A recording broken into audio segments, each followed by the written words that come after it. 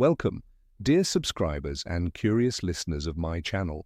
Which magical schools do most Harry Potter fans know? Of course, the first name that pops into everyone's mind is Hogwarts. It's the setting of the central events of the entire story. And in the Goblet of Fire, we're introduced to two more schools, Elegant Beauxbaton and Harsh Durmstrang. But if you think that's where the map of the magical world ends, you're sorely mistaken. On the other side of the Atlantic, hidden deep in the misty forests of New England, lies Ilvermorny, a mysterious North American school of magic with ancient roots and unusual traditions. Today, we're uncovering its secrets, from its founders and houses to magical rituals and the meaning behind the school's robes. Get ready for a journey into a world you might not have known existed. Enjoy the video. Number 1, just like Hogwarts, Ilvermorny has 4 houses. At first, Webster, Chadwick, Isolde, and James wanted to name the houses after themselves, but that idea quickly faded. After all, Webster Boot House sounded a bit odd, so instead, each of them chose a magical creature that reflected their personality. Chadwick chose the Thunderbird, a mighty winged creature that could summon storms with a flap of its wings. Webster picked the Wampus, a panther-like beast known for its strength and invulnerability. Isolde selected the Horned Serpent, with which she felt a deep magical connection. James, being a nomad, didn't know much about magical beasts, so he went with the Pukwudgie, inspired by tales Isolde told him about a grumpy little forest spirit named William she once met on her travels. These choices already hinted at Ilvermorny's future philosophy, a blend of European magic and Native American legend, though some critics felt J.K. Rowling went too far, and she even faced accusations of cultural appropriation. Number 2.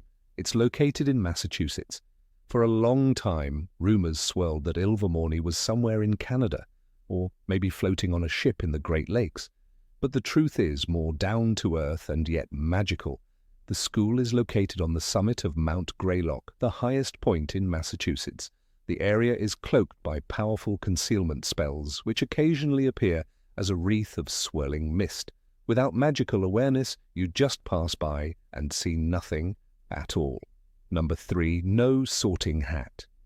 Here, forget the singing hat praising glorious traditions. Ilvermorny's sorting ceremony is far more theatrical and strange. First years stand in a circle on the floor marked with a Gordian knot and wait as statues of 4 magical creatures signal their selection. Horned Serpent, its forehead crystal lights up. Wampus lets out a roar. Thunderbird flaps its wings. Pukwudgie raises its arrow. If more than one responds, the student chooses. Sound familiar?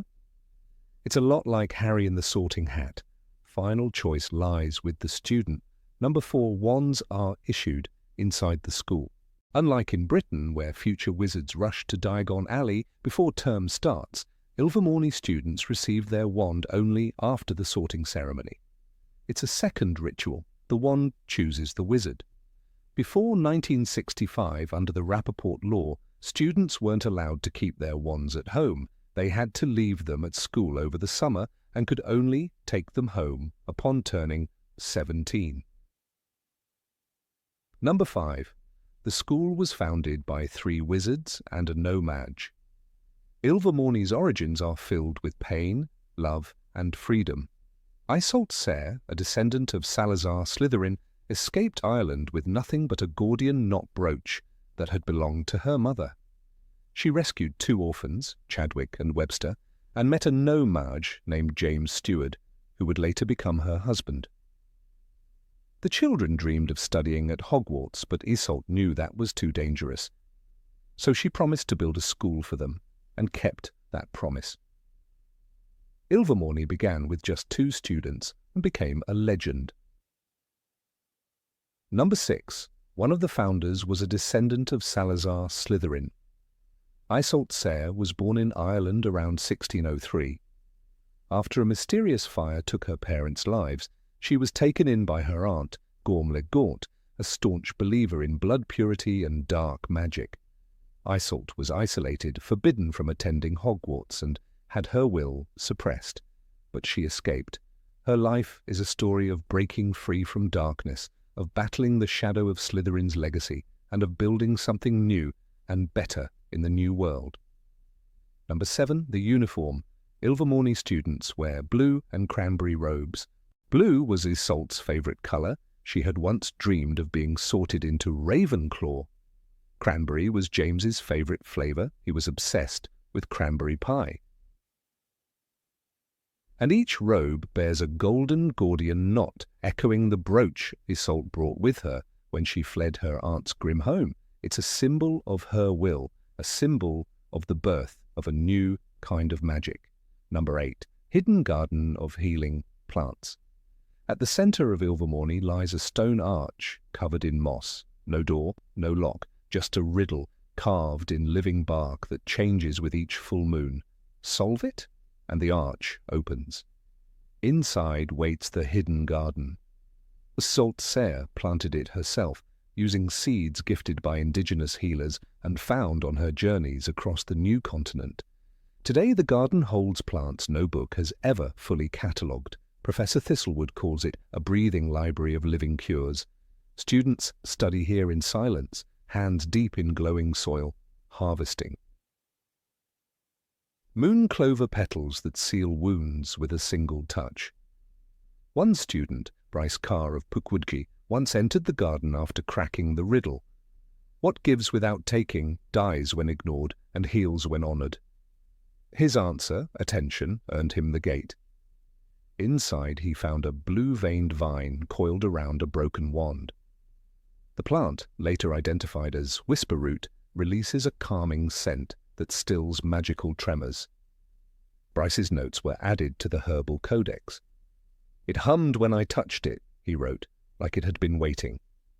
The garden never opens for the same person twice, but those who enter leave changed, marked by green dust on their boots and a deeper silence in their magic. Number 9. The Ghost of Mount Greylock. They say if you get lost in the woods around Mount Greylock, don't panic. Just wait for the silver mist. That's when she appears. Sarah Brooks, barefoot, pale, cloaked in moonlight. She never speaks, only gestures, always pointing toward home.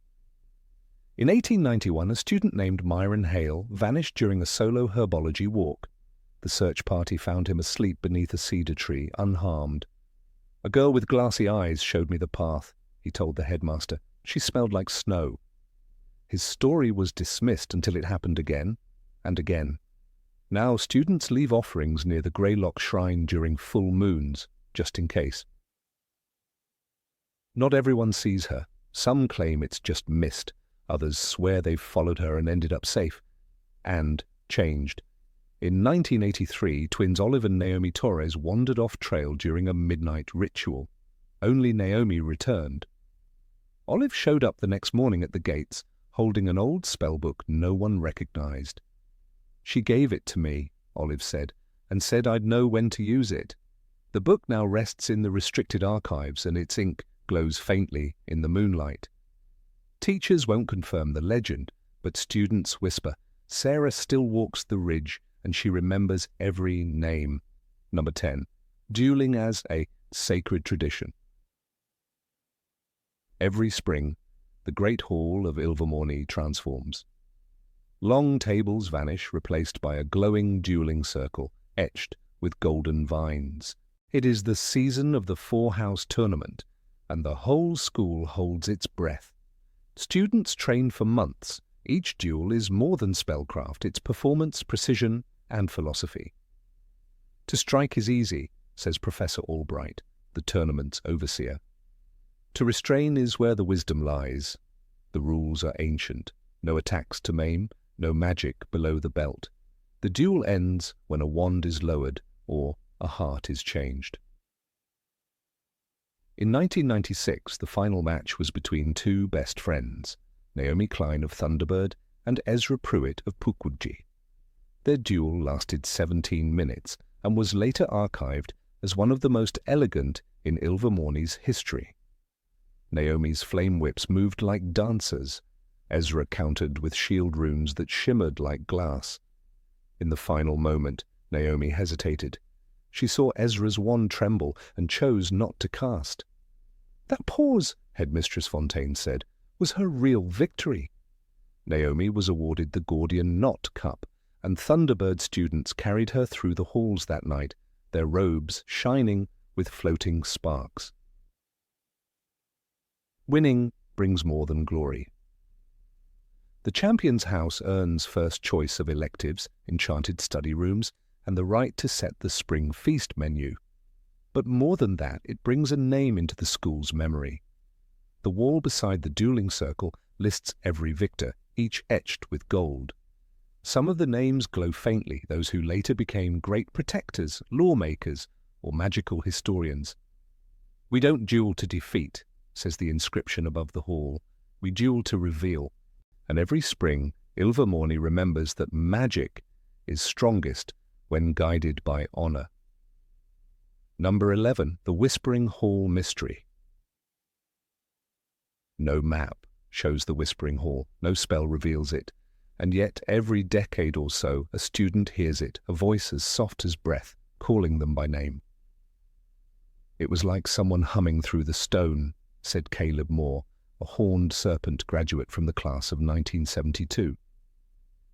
One night, unable to sleep, he wandered the eastern corridor and felt his feet move without thinking.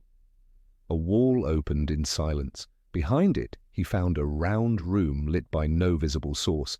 In the center stood a pedestal, and upon it, an obsidian mirror that didn't show his reflection, but a memory he hadn't lived yet. The legend says the Whispering Hall appears only to those at a crossroads. Inside, the air feels warm but heavy.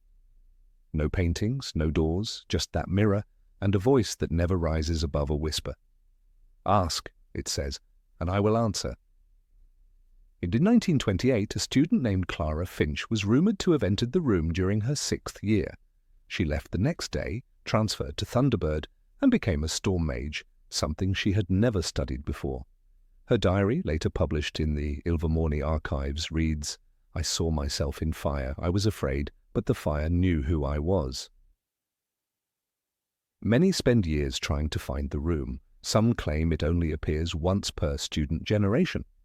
Others believe it chooses moments of deep uncertainty. The most persistent rumor is that the artifact within is not a mirror at all, but a living thing, an echo of Ilvermorny's own magic. "The hall isn't a place," said Professor Dale Whitcomb. "It's a question, and only the brave dare answer it." Every year at least one student swears they hear something when the halls go quiet, and every year the rest fall silent, hoping they might hear it too. Number 12. Friendship with Indigenous Magical Communities. The first magical creature Isolde Sayre ever saw in the New World wasn't in a book. It was told to her by a Mohawk healer named Teonhequen. The creature was the Canonsistonti, a fire-eyed guardian of forest paths known only to the tribes of the northern woodlands. "It does not appear to those who walk without respect," he said. Isolde listened. She learned. She traded British spellcraft for native wisdom, and from that exchange the roots of Ilvermorny grew. To this day, her journals speak of wandless spells woven with breath, fire, and intention, stronger than anything I learned in Ireland. That legacy endures. Each autumn, students from Ilvermorny travel to a protected Mohawk settlement in upstate New York, known simply as Onontaka. There, they study under Elder Waniatate, a quiet man who can summon wind with a single drumbeat. "You don't cast spells," he tells the visiting fourth years. "You remember them." In his class, students sit under trees rather than desks. They learn how to charm roots, read river ripples, and speak with stones. Last year, Beatrice Snow from Horned Serpent asked him how to cure magical frostbite. He gave her a handful of cedar ash and said, "It's not what you use, it's what you ask." Some native witches and wizards teach directly at Ilvermorny. Professor Nia Skydancer from the Ojibwe Nation leads a course called Echo Magic, a discipline focused on sound-based spellwork. Her classroom has no ceiling. Our ancestors believed that silence speaks louder than words, she says. If you listen long enough, the land will answer. Her students learn to cast by whistling through birch leaves, humming to owls, or mimicking the voice of a falling brook. During exams, no words are spoken, only sound and intent. In one test, a student silenced an echoing bell just by inhaling at the right pitch. Ilvermorny doesn't just honour tradition, it lives inside one. Every November, the school holds a night vigil under the stars, where elders from various nations tell stories around enchanted fires. Some stories are warnings. Some are spells. All are true. Magic didn't begin in Europe, says Headmistress Fontaine in her annual address. It began wherever people listened to the wind, the stone, and the stars, and those people have always been here. The students listen because they know, without that ancient friendship, Ilvermorny would never have had a name. Number 13. Magic under the stars.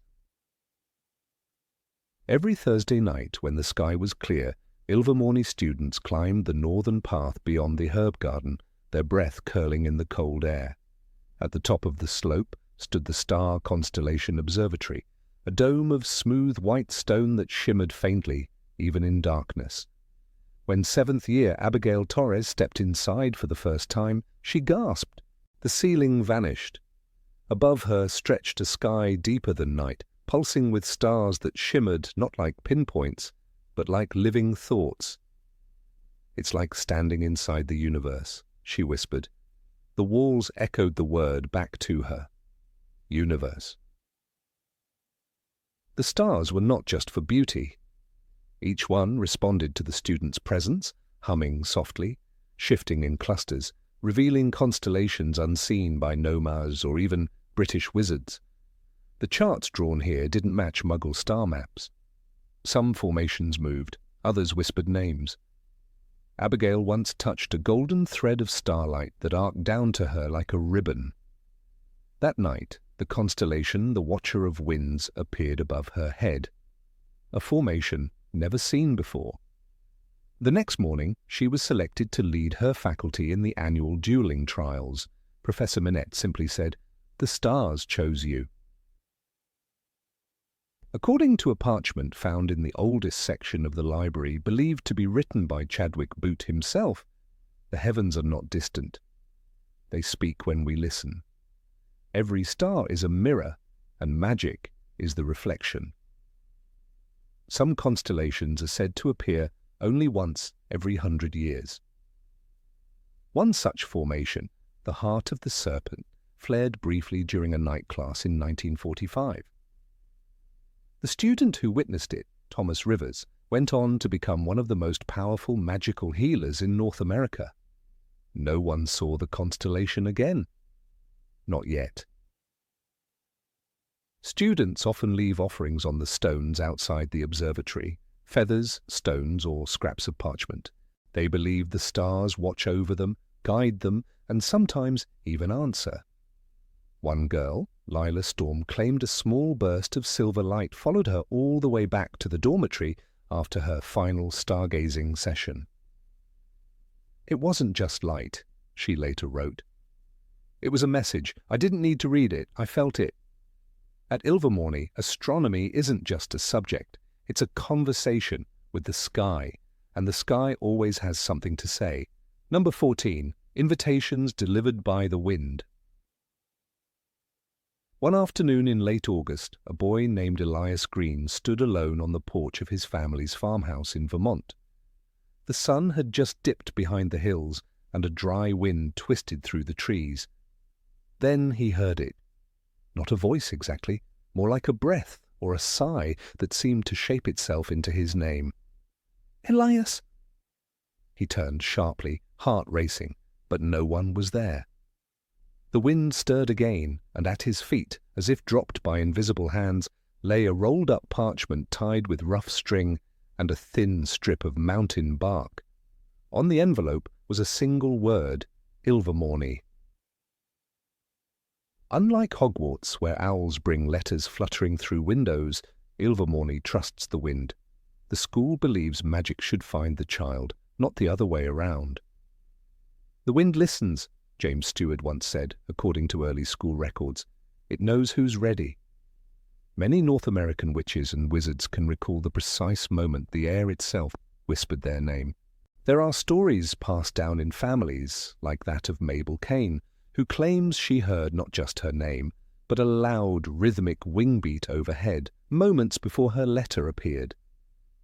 "It was like thunder, but the sky was clear," she told her children. Thunder without storm, that's the thunderbird, they say. The letter always comes with more than just parchment. Along with Elias's invitation came a folded blue cloth, a thin golden cord, and a single sentence written in violet ink. "The wind has spoken. Ilvermorny awaits." Some packages carry the scent of pine and moss.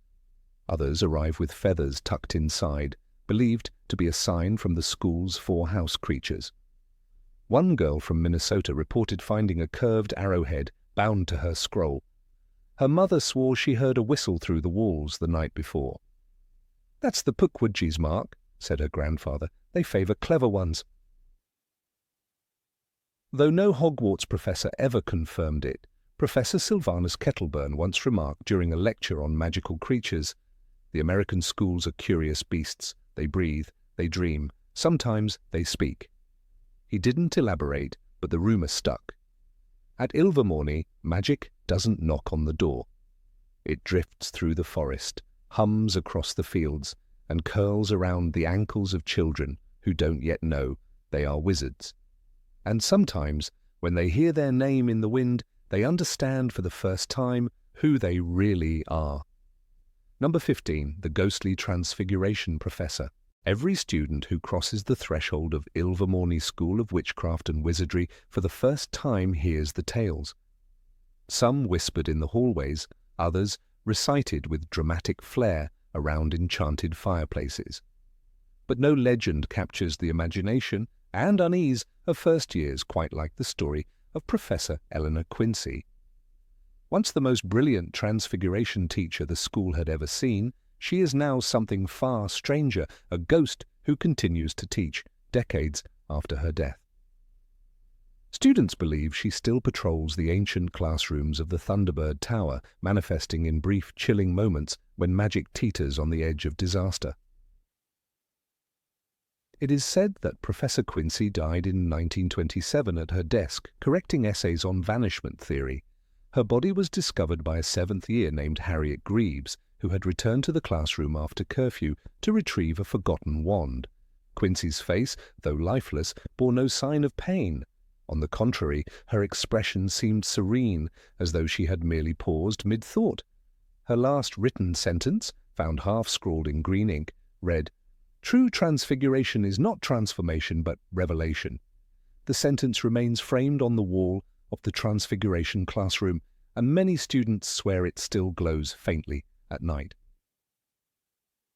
Unlike most ghosts who are often stuck in a loop or tethered by tragedy, Eleanor Quincy appears to have remained by choice. According to Hogwarts, a history of its sister schools, the North Tower's temperature dropped for an entire week after her death, and several portraits refused to speak, saying only, "She's still listening." That year, the headmistress tried to seal the classroom, believing Quincy's spirit might be unsettled. But then something curious happened. Every transfiguration lesson held in alternate locations ended in chaos. Spells misfired, quills exploded. One desk turned into a badger and chased a 2nd year down 3 flights of stairs. Only after the students returned to Quincy's old room did the incidents stop. The first verifiable sighting came in 1931 when a young boy named Franklin Bell botched a particularly complex transformation charm, attempting to turn a pewter cauldron into a bronze lantern. Instead, he produced a pulsing mound of molten metal that began devouring the desk. Before he could react, the room filled with a piercing cold, and the smell of wet parchment and ink hung in the air. Every candle extinguished at once. And then she appeared. Witnesses described her as translucent but oddly detailed.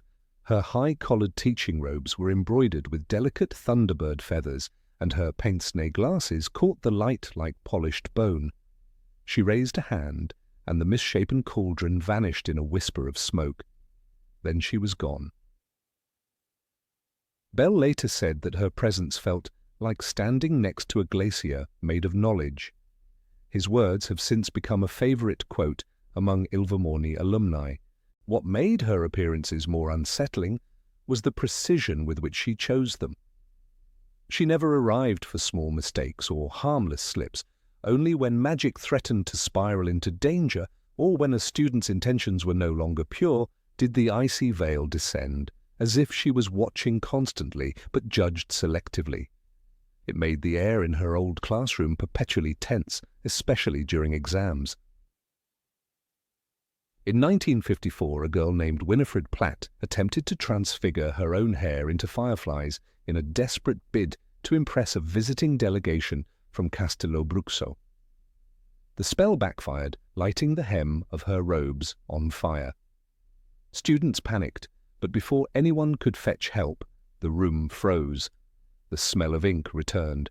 Quincy's form materialized between Winifred and the spreading flames. With a single wave of her ghostly hand, the fire was extinguished.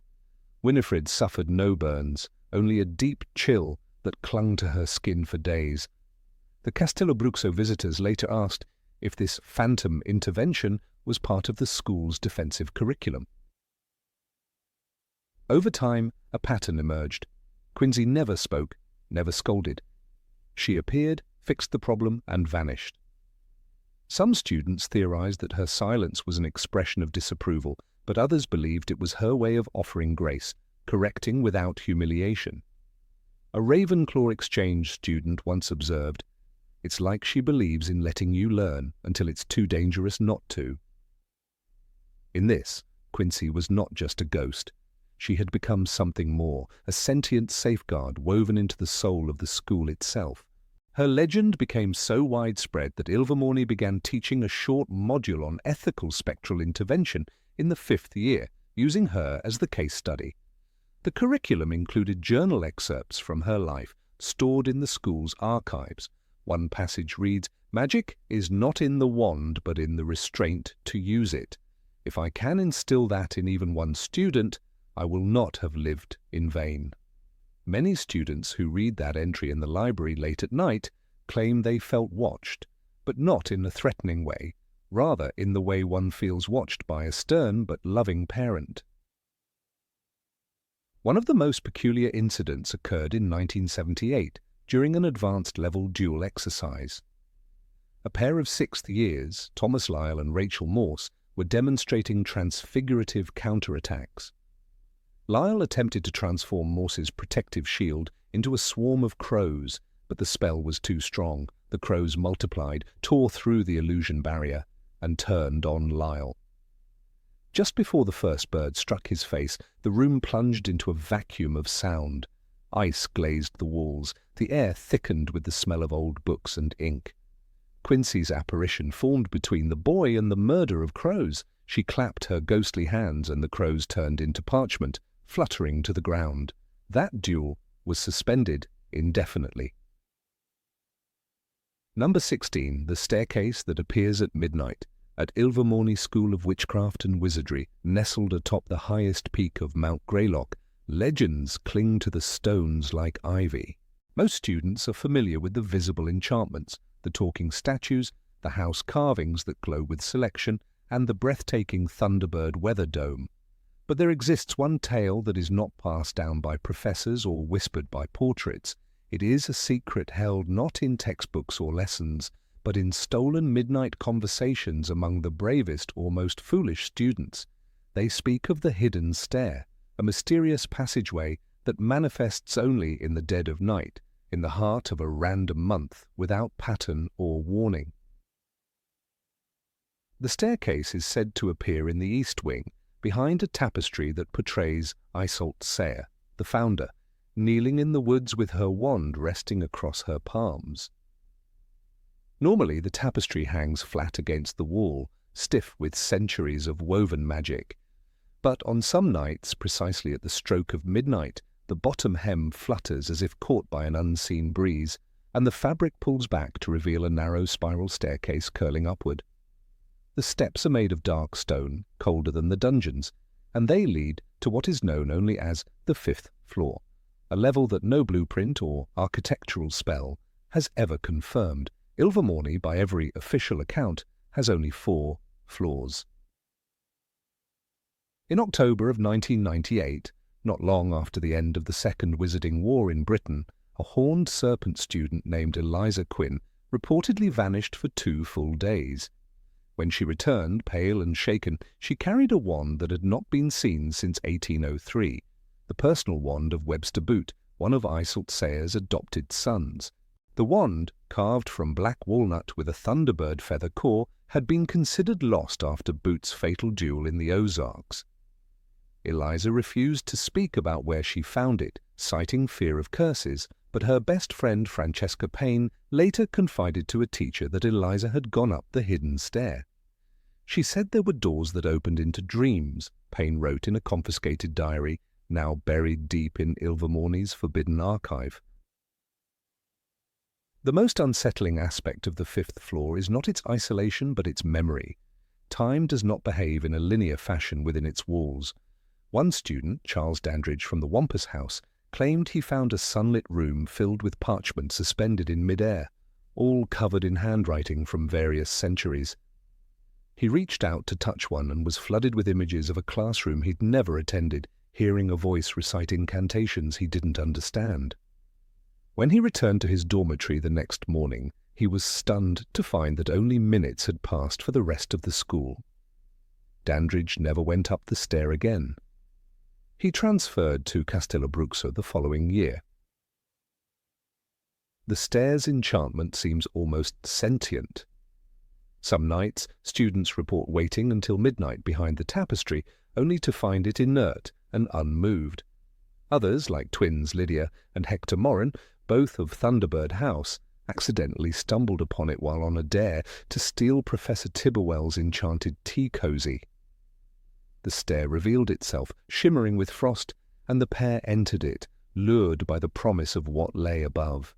Lydia emerged hours later, clutching a book that no librarian could identify, a manuscript bound in reptilian skin titled The Binding Words of Sky and Flame.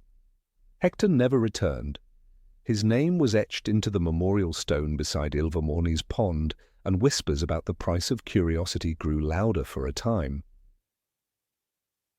An unspoken rule developed among students. If you hear the soft hum behind the tapestry, like wind through broken reeds, do not investigate. The school itself seems to honor this superstition. None of the professors acknowledge the staircase's existence, although it's widely believed that Headmistress Marjorie Ferro once forbade all staff from entering the East Wing after midnight. During her tenure from 1971 to 1984, no known incidents were recorded, but Ferro's journals, discovered posthumously, include an unsettling entry dated November 3, 1979. It appeared again last night. I heard the steps calling, but I dared not follow. I'm too old to forget who I am.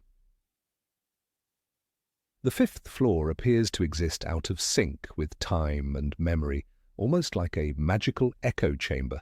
Objects found there, old wands, forgotten letters, and enchanted relics, often pulse with ancient energy and untraceable origin. In 2006, a student named Brandon Reyes entered the stairway during a lunar eclipse. When he returned, he carried a pendant that seemed to respond to thought alone. It hummed when he lied and glowed gently when he told the truth. No spell could replicate it. Magical experts from Makusa were called in, but after examining the pendant, they left in silence, refusing to comment. Some believed the stair was a deliberate enchantment crafted by the school's founders as a vault of memory, a place to preserve what should never be lost. Others insist it is a curse born of forgotten blood magic. The school grows, wrote Professor Edith Palewick, former caretaker of the house relics. Just as minds grow, the stair is Ilvermorny's subconscious, beautiful, strange, and dangerous. Palewick was later dismissed after suggesting that students should be taught to interact with the stair safely. Her notes are now restricted to faculty eyes only. Even the castle itself seems wary of the stair. House elves, who normally flit joyfully through Ilvermorny's halls, refuse to clean near the east wing past dusk. One elf, named Pippet, who had been with the school for over a century, was found unconscious after entering the wing during a thunderstorm. He never spoke again, though his eyes sometimes followed the tapestry in silence. Number 17. Student bonds with magical creatures. At Ilvermorny School of Witchcraft and Wizardry, nestled atop Mount Greylock in Massachusetts, there exists a tradition both mystical and humbling, one that begins quietly during a student's third year and blossoms into something that can shape the course of their magical life. This tradition is known among students as the bonding. It is not part of the formal curriculum, yet it is universally anticipated, discussed in hushed tones by first years, and remembered with reverence by graduates. Each student, upon entering their third year, is called to the sacred perimeter, a heavily warded nature preserve surrounding the school grounds. Within this magical reserve live dozens of carefully protected magical creatures, some rare, others mythical, and a few downright dangerous. It is here, away from spellbooks and cauldrons, that students are tasked with forming a unique connection to one magical being. The school doesn't call it taming or training, it calls it duetting, a term that implies harmony, respect, and shared growth. The idea is simple in its poetry, but complex in its execution. For a student to form a reciprocal relationship with a magical creature, where both wizard and beast develop mutual trust. This tradition has its roots in Ilvermorny's earliest years, inspired by the founder Isolde Sayre's deep respect for magical beings, especially the Native American spirits and creatures that once protected her during her youth. The school grounds, enchanted with ancient spells, have always harbored sentient beings. But it was the Pukwudgie named William, famously known for helping Isolde survive in the wild, who inspired the first student-creature bond. "Let them learn from nature, not just from parchment," William is recorded saying in an early school manuscript, a quote still etched above the entrance to the creature grove. Not every creature agrees to the bond. The process is not automatic.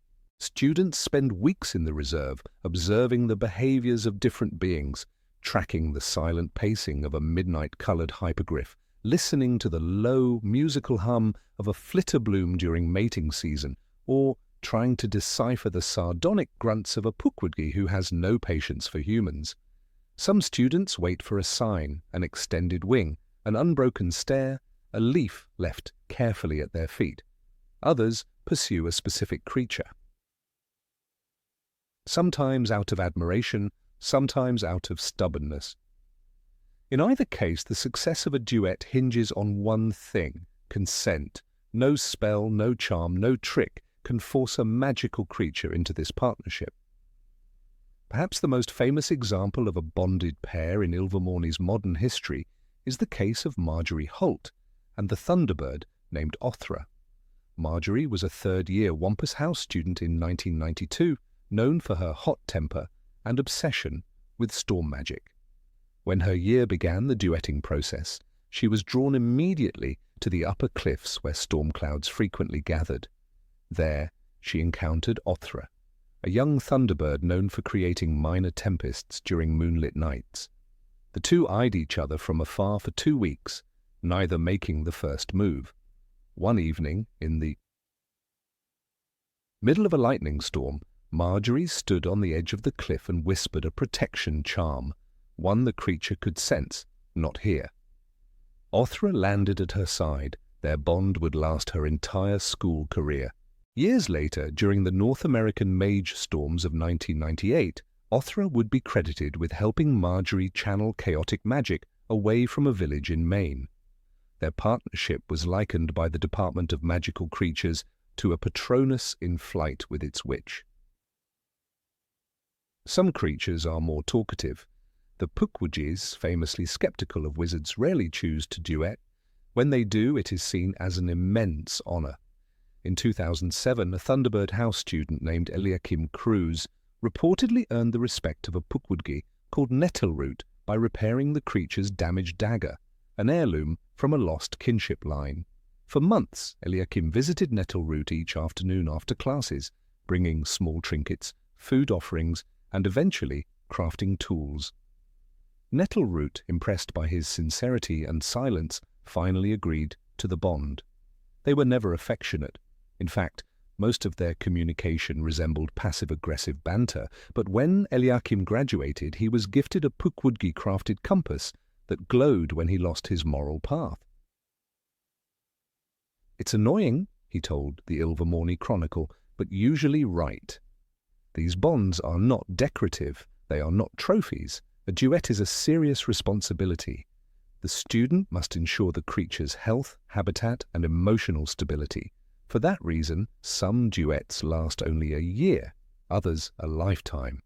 There are tales of graduates returning to the reserve decades later to reunite with their former companions. There are also darker stories of students who neglected their responsibilities and were banished from the sacred grounds, their wands stripped of name-engraved symbols. Magic given must be magic honored, reads an old Ilvermorny proverb, taught before the third-year duetting begins. Not every student bonds with something majestic. Some are chosen by less glamorous but no less magical beings. Fiona Windwalker, a horned serpent student in 2014, was selected by a small creature known as a fwooper, a vividly coloured bird whose song induces insanity unless magically muffled. At first, Fiona resisted the bond, embarrassed by the fwooper's erratic behaviour and the fact that she had to wear enchanted earmuffs at all times, but over time she began to notice that the bird's music shifted subtly depending on her emotional state. When she was anxious, it hummed in calming, low tones. When joyful, it trilled in arpeggios. She eventually realized it was trying to communicate with her on a level few others could perceive. In her 7th year, Fiona composed a symphony for the Ilvermorny Orchestra, inspired by the fwooper's song. It was called The Madness That Speaks and won international awards for magical composition. The bond she once found embarrassing became her greatest source of inspiration. Number 18, the Festival of Lights and Legends. Every year, as the crisp air of autumn settles over the mountains of Massachusetts, the ancient halls of Ilvermorny School of Witchcraft and Wizardry prepare for an event that stirs the hearts of every student, professor, and ghost alike. It is a night unlike any other, a night drenched in firelight, echoing with stories as old as the soil beneath the castle, and glowing with hope that floats like magic itself. The Festival of Lights and Legends, held during the autumnal equinox, is not merely a celebration, it is a communion of history, spirit, and belief. And for those who have ever stood beneath its canopy of glowing orbs, it becomes a memory that lasts longer than any spell. The origins of this treasured tradition stretch back to the days of Isolde Serre herself, the founder of Ilvermorny, who believed that magic should not only be taught, but remembered. It was said she gathered her first handful of students by the hearth on the night of the equinox and told them tales of the magical creatures she had encountered, of the Pukwudgie who helped build the school, and of the whispered stories passed down by Native American witches and wizards. From that humble beginning grew a ceremony that 3 centuries later continues to honor the Tias, magical roots of the continent. It is more than performance, it is reverence. Students prepare for weeks in advance. Each house, horned serpent, thunderbird, wampus, and Pukwudgie, takes on a different legend to portray, crafting elaborate costumes and weaving enchantments into their stage effects. In 2012, for instance, Horned Serpent staged a hauntingly beautiful reenactment of the Wampanoag legend of Granny Squannet, the powerful witch of the woods, whose arguments with her giant husband Moushop caused thunderstorms over Cape Cod. Illuminated by floating lanterns, the students recreated a storm indoors with illusion magic and wind charms. Professor Blanchett, then head of Horned Serpent House, called it the most breathtaking display of magical theatre I've seen in 30 years. The heart of the festival, however, is not the performances but the lighting of the spheres. At the climax of the evening, every student steps outside onto the school's great lawn, holding a small glass orb that glows faintly in their hands. Earlier that day, they whisper into it their wish, never shared aloud, and seal it with a gentle flick of their wand. As the headmistress recites the blessing of the equinox, hundreds of these orbs ascend slowly into the night sky, pulsing with gentle color, joining a glowing constellation of dreams. It is said that if your orb remains alight until sunrise, your wish will come true. But the true magic lies in the sight itself, a field of hope rising into the dark, like a promise made to the stars. Some wishes come true in the most unexpected ways. In 1997, a quiet boy named Elias Brogan, a Pukwudgie third year, wished that his stuttering would disappear. His orb was one of the last to fade from the sky that year. Within the following months, his confidence grew. He was given a role in the spring play, made new friends, and by his fourth year was giving speeches at house meetings. Whether the wish was granted by magic or by the strength the wish gave him, no one could say. But Elias always credited the festival. That night, he wrote in a letter to the school archives, something inside me lit up and didn't go out. There are records in the Ilvermorny archives that tell of even older stories connected to the festival. One worn journal, believed to have belonged to Headmistress Margaret Townsend in the early 1800s, mentions a night when the spheres turned a deep red during the ceremony, a warning, it was later believed, of a dark, magical presence in the forests. Townsend wrote, "The spheres reflected our hearts, and the hearts trembled." That year, a dangerous spirit known as a Wendigo was discovered and repelled by the combined efforts of several professors. Since then, the colour and behaviour of the spheres have been watched closely by staff who see them not only as symbols of hope, but of magical balance. Though the festival has changed over time, spellwork has grown more intricate, legends have expanded to include magical figures from Mexico, Canada, and Caribbean traditions. It has never lost its spirit. In 2005, a remarkable performance by Thunderbird House depicted the journey of Anacaona, a magical Taino woman who used charm magic to protect her people from invading forces. The students built a glowing model of her village and used harmonic magic to recreate the ancient chants. Students from other houses stood in silence as the story unfolded, and some wept when the floating spirit form of Anacaona rose into the sky, lit by hundreds of tiny enchanted flames. Teachers, too, participate in their own way. Professor Julian Meyer, who taught Magizoology for over 50 years, was known to release a single sphere every year containing a wish for the protection of magical creatures across the continent. Former students recalled seeing his orb hover longer than any other, glowing with a soft gold hue. In his final year before retirement, his orb shimmered brightly until sunrise, and the following week the Macusa announced a new sanctuary for the endangered frostback thunderbird in Alaska. Some say it was coincidence, but those who knew Professor Meyer said otherwise. The magical nature of the spheres remains a mystery even to the most skilled enchanters. Each is made of special Ilvermorny glass, enchanted with an ancient spell thought to have originated with the Pukwudgies. The spell responds to intention, not power, and works best when the wish is selfless.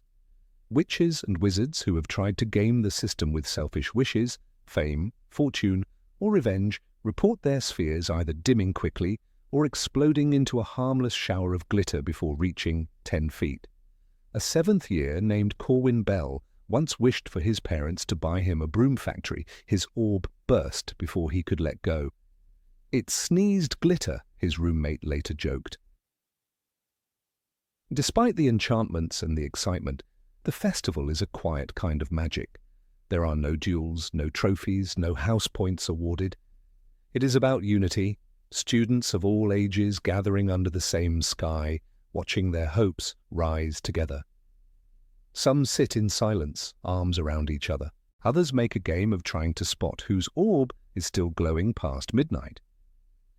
In 2020, when the pandemic forced the school into magical quarantine, the festival was held virtually. Students enchanted their spheres from their dormitories, and professors combined the images into a magical projection above Mount Greylock. Even in isolation, the orbs flew. There have been whispers, of course, of wishes too powerful to ignore.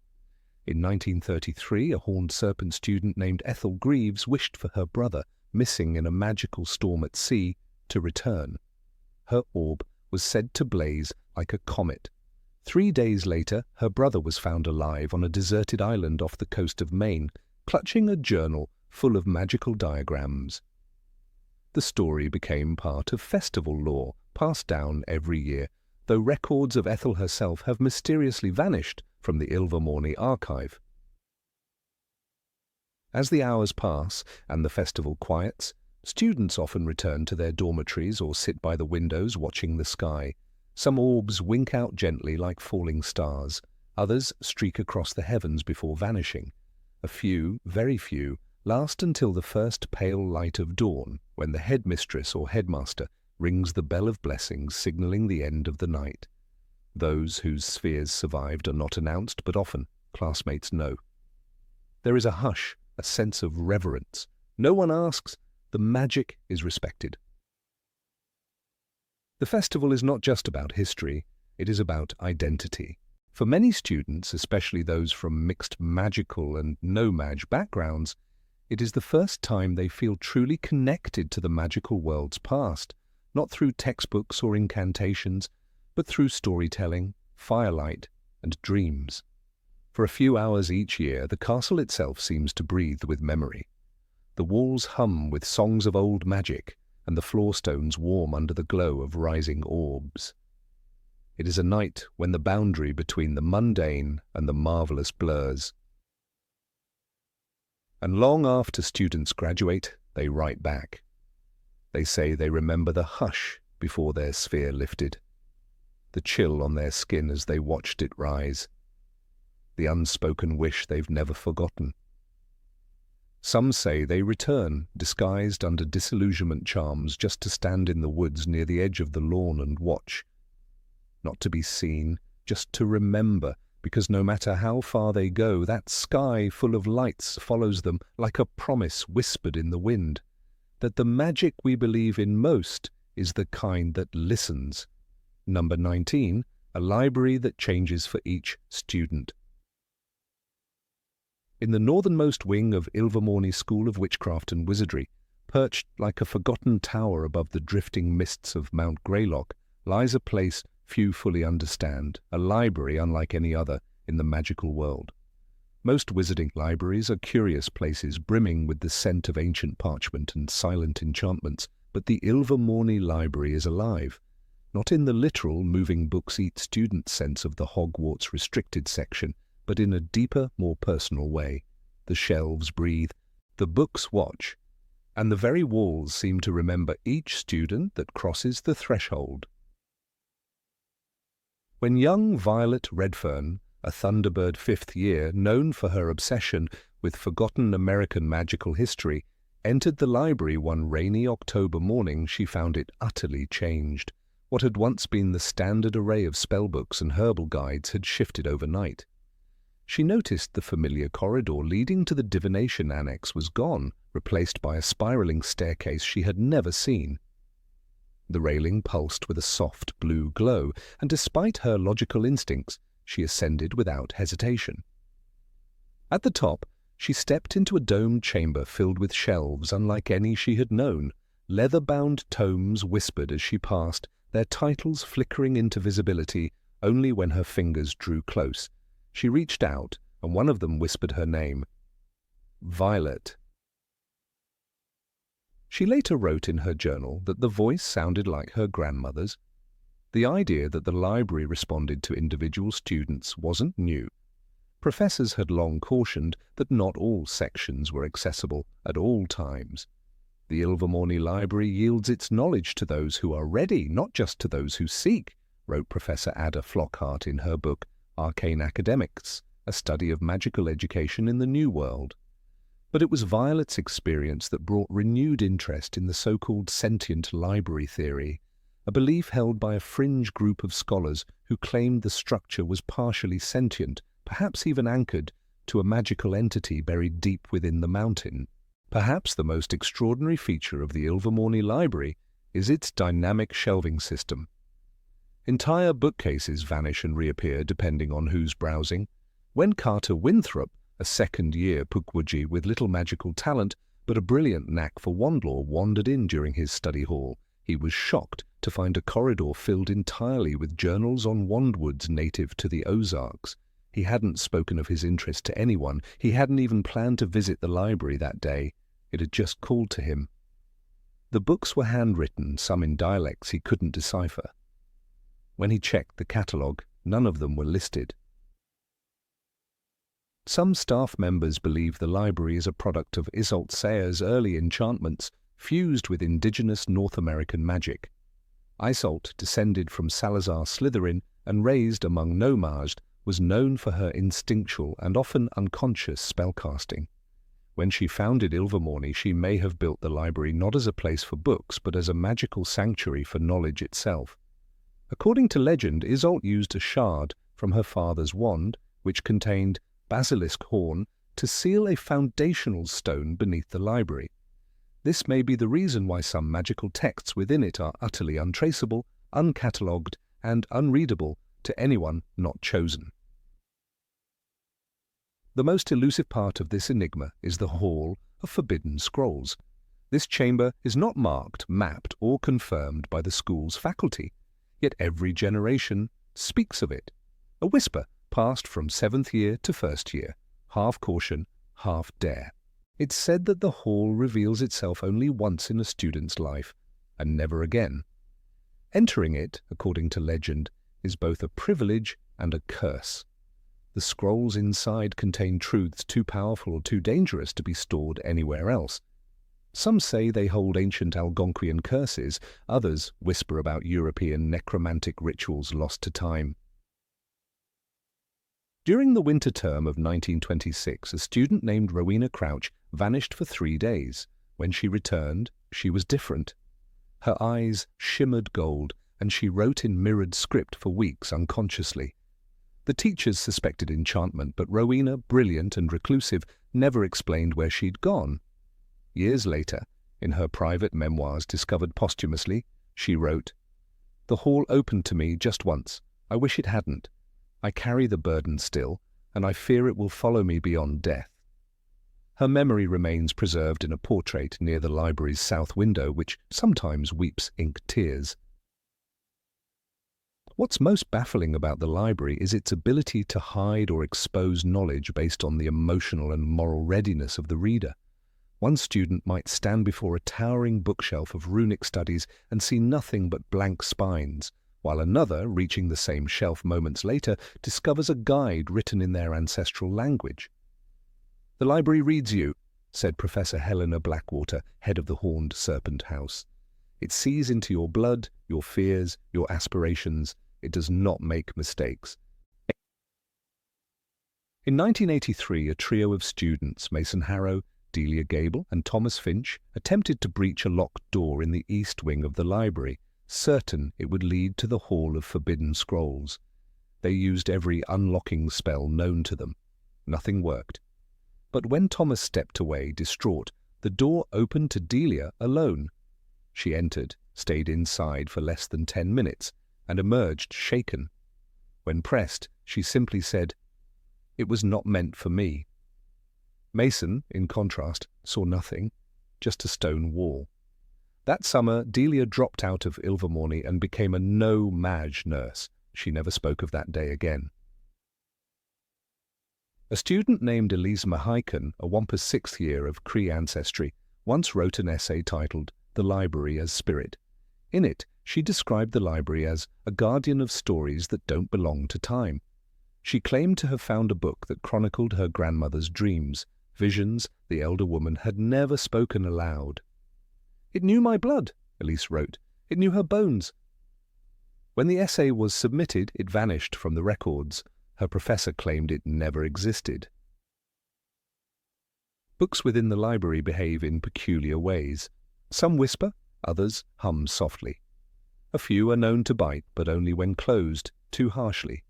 There's a small red volume bound in owl feathers that recites poetry in Latin when left alone on a windowsill during sunset. Another, shaped like a coiled snake, is said to hiss the name of a student moments before they fall ill. No one knows where these books come from. They are not bought or scribed. They simply appear as if summoned by need. During the 2007 academic year, a visiting scholar from Castellabruxo attempted to catalogue the Ilvermorny library using enchanted index quills. The quills caught fire. The enchanted scrolls curled into ash. The scholar returned to Brazil, claiming the library was not meant for documentation. Her statement became infamous in academic circles. Ilvermorny is not a library. It is a question that never finishes asking itself. One of the more chilling aspects of the library is its memory. It seems to remember when it is wronged. A student who defaced a book of botanical sketches found themselves locked inside the herbalism wing for 3 days. Food and water appeared on a single desk, and a note in glowing ink read, "Learn what you disrespect." After the ordeal, the student reportedly became a lifelong herbalist and spent their adult life restoring damaged magical texts. Perhaps most mysterious of all is the rumor that every student leaves a piece of themselves behind in the library. Not a physical token, but a fragment of thought, memory, or fear, absorbed into the shelves and echoed back to others who share the same spirit.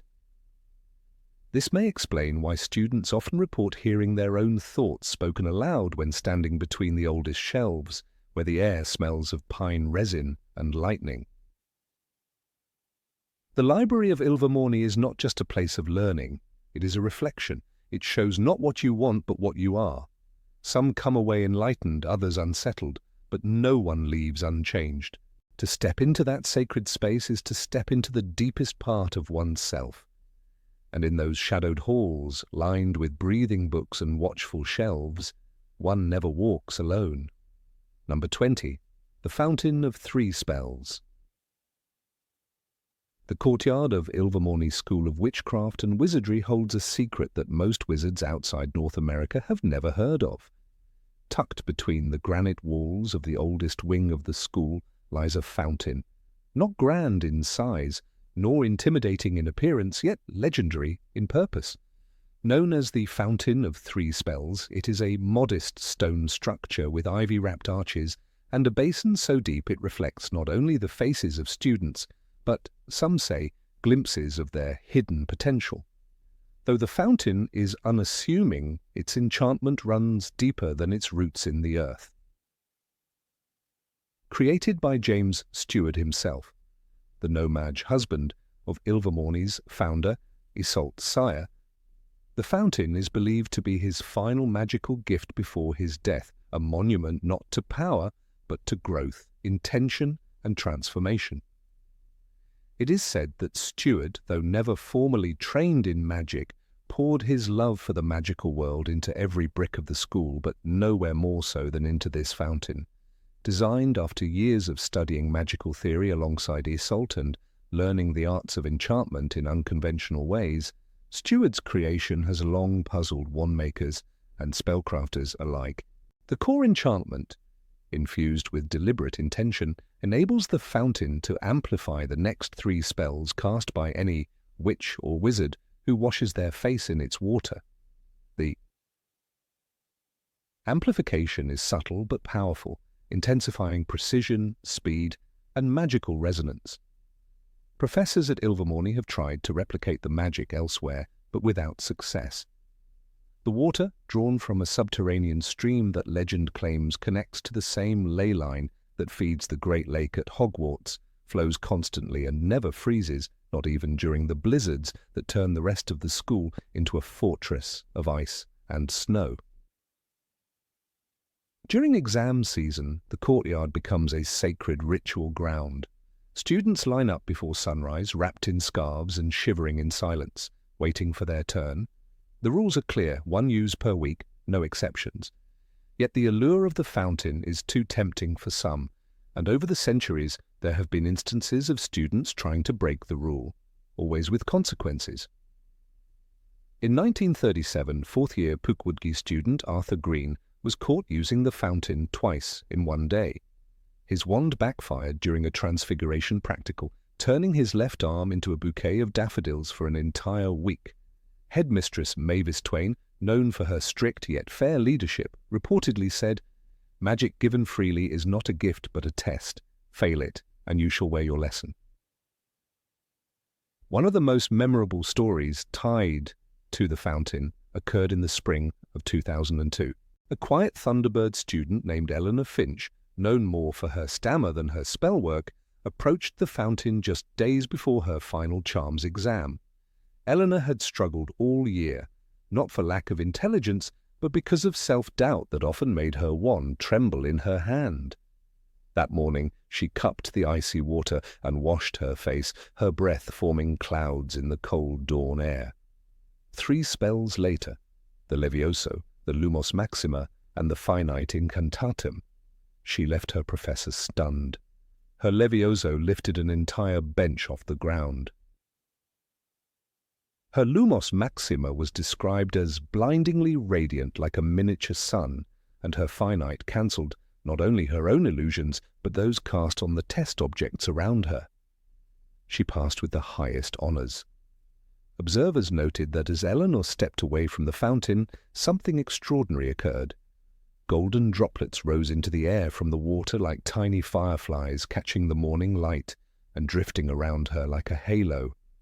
This rare phenomenon, recorded only 9 times in the last century, is believed to signal a deep inner transformation, a moment where doubt becomes certainty, fear gives way to purpose. No incantation triggers it. No wand movement causes it. It is purely the result of internal change.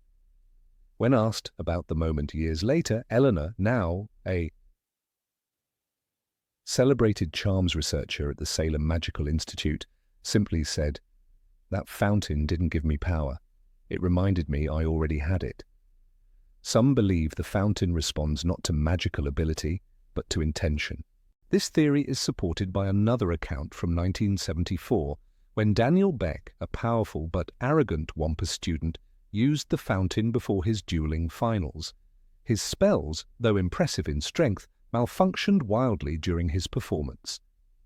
The judges noted that his Expelliarmus ricocheted unpredictably, and his shield charm shattered like glass under a minor jinx.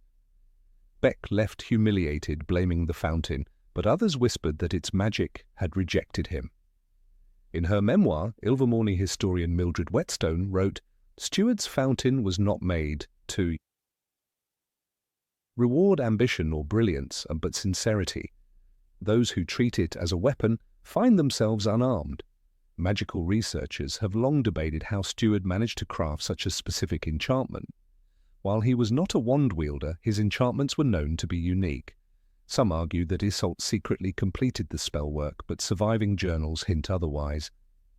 In one entry, dated October 1683, she wrote, "James has spent the last month in the courtyard at dawn, speaking to the stones, the water, the sky. I do not know what magic he weaves, but I believe it is love made manifest." If this is true, then the fountain may be the only known magical artifact born entirely from the heart of a no-mage, an act of reverence for magic, not mastery of it. In rare cases, the fountain's magic seems to defy logic altogether. In 1891, a horned serpent student named Cecily Green was rumoured to have used the fountain while grieving the loss of her brother, a wizard who had perished in a cursed forest. Instead of enhancing her next 3 spells, the water shimmered when it touched her skin, and the ghost of her brother reportedly appeared beside her during her conjuration final. Though the school never confirmed the event officially, Cecily left a detailed description in her diary, now held in Ilvermorny's archives. "He smiled at me, whole again, and I felt no fear. My Patronus took the form of a phoenix that day. Before, it had always been a mouse." What makes the Fountain of 3 Spells unique among magical artifacts is not just its effect, but its restraint. It offers only 3 spell enhancements, no more, no less, and only if the user comes with clear purpose. Unlike wands, which respond to power, or potions which react to ingredients, the fountain listens to what is unsaid.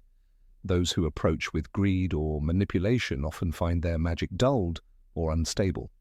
Even powerful wizards like former headmaster Edgar Drexler reported mixed results. "The fountain humbles you," he once told a graduating class. "It doesn't answer to titles or trophies, it answers to truth." Every new generation of Ilvermorny students learns about the fountain during their first tour of the grounds, but few understand its true weight until they need it. Some never use it at all. Others visit just once and remember it forever. In 2015, a first year named Rachel Moon, sorted into Horned Serpent, refused to approach the fountain after her father, a prominent magical lawmaker, warned her it was a myth perpetuated by soft-hearted professors. It wasn't until her 7th year, during a duel in defense class, that her wand shattered under pressure. Shaken, Rachel fled to the courtyard, washed her face with trembling hands and recast the shield spell. It erupted in a dome of blue fire that stunned her opponent and impressed every teacher present.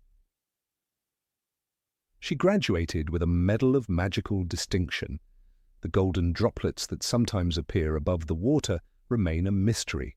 No spell, no magical analysis, no enchantment tracker has been able to determine the mechanism. They appear only in silence, often when no one is watching. One of the few consistent features is that they never fall back into the basin. They vanish mid-air, as if absorbed by the wind. Some believe the droplets are magical echoes of transformation, markers that the fountain recognizes a fundamental change in the wizard's soul. Others insist they are blessings, tiny remnants of James Steward's spirit watching over the school he helped build. While Ilvermorny lacks the long-shadowed towers of Hogwarts or the grand enchanted staircases of Beauxbatons, it possesses a quiet magic rooted in history, humility, and heart. Nowhere is that spirit more present than in the courtyard with the old stone fountain, where water flows regardless of season and change begins with a single touch. Number 21, The Song of the Four Beasts.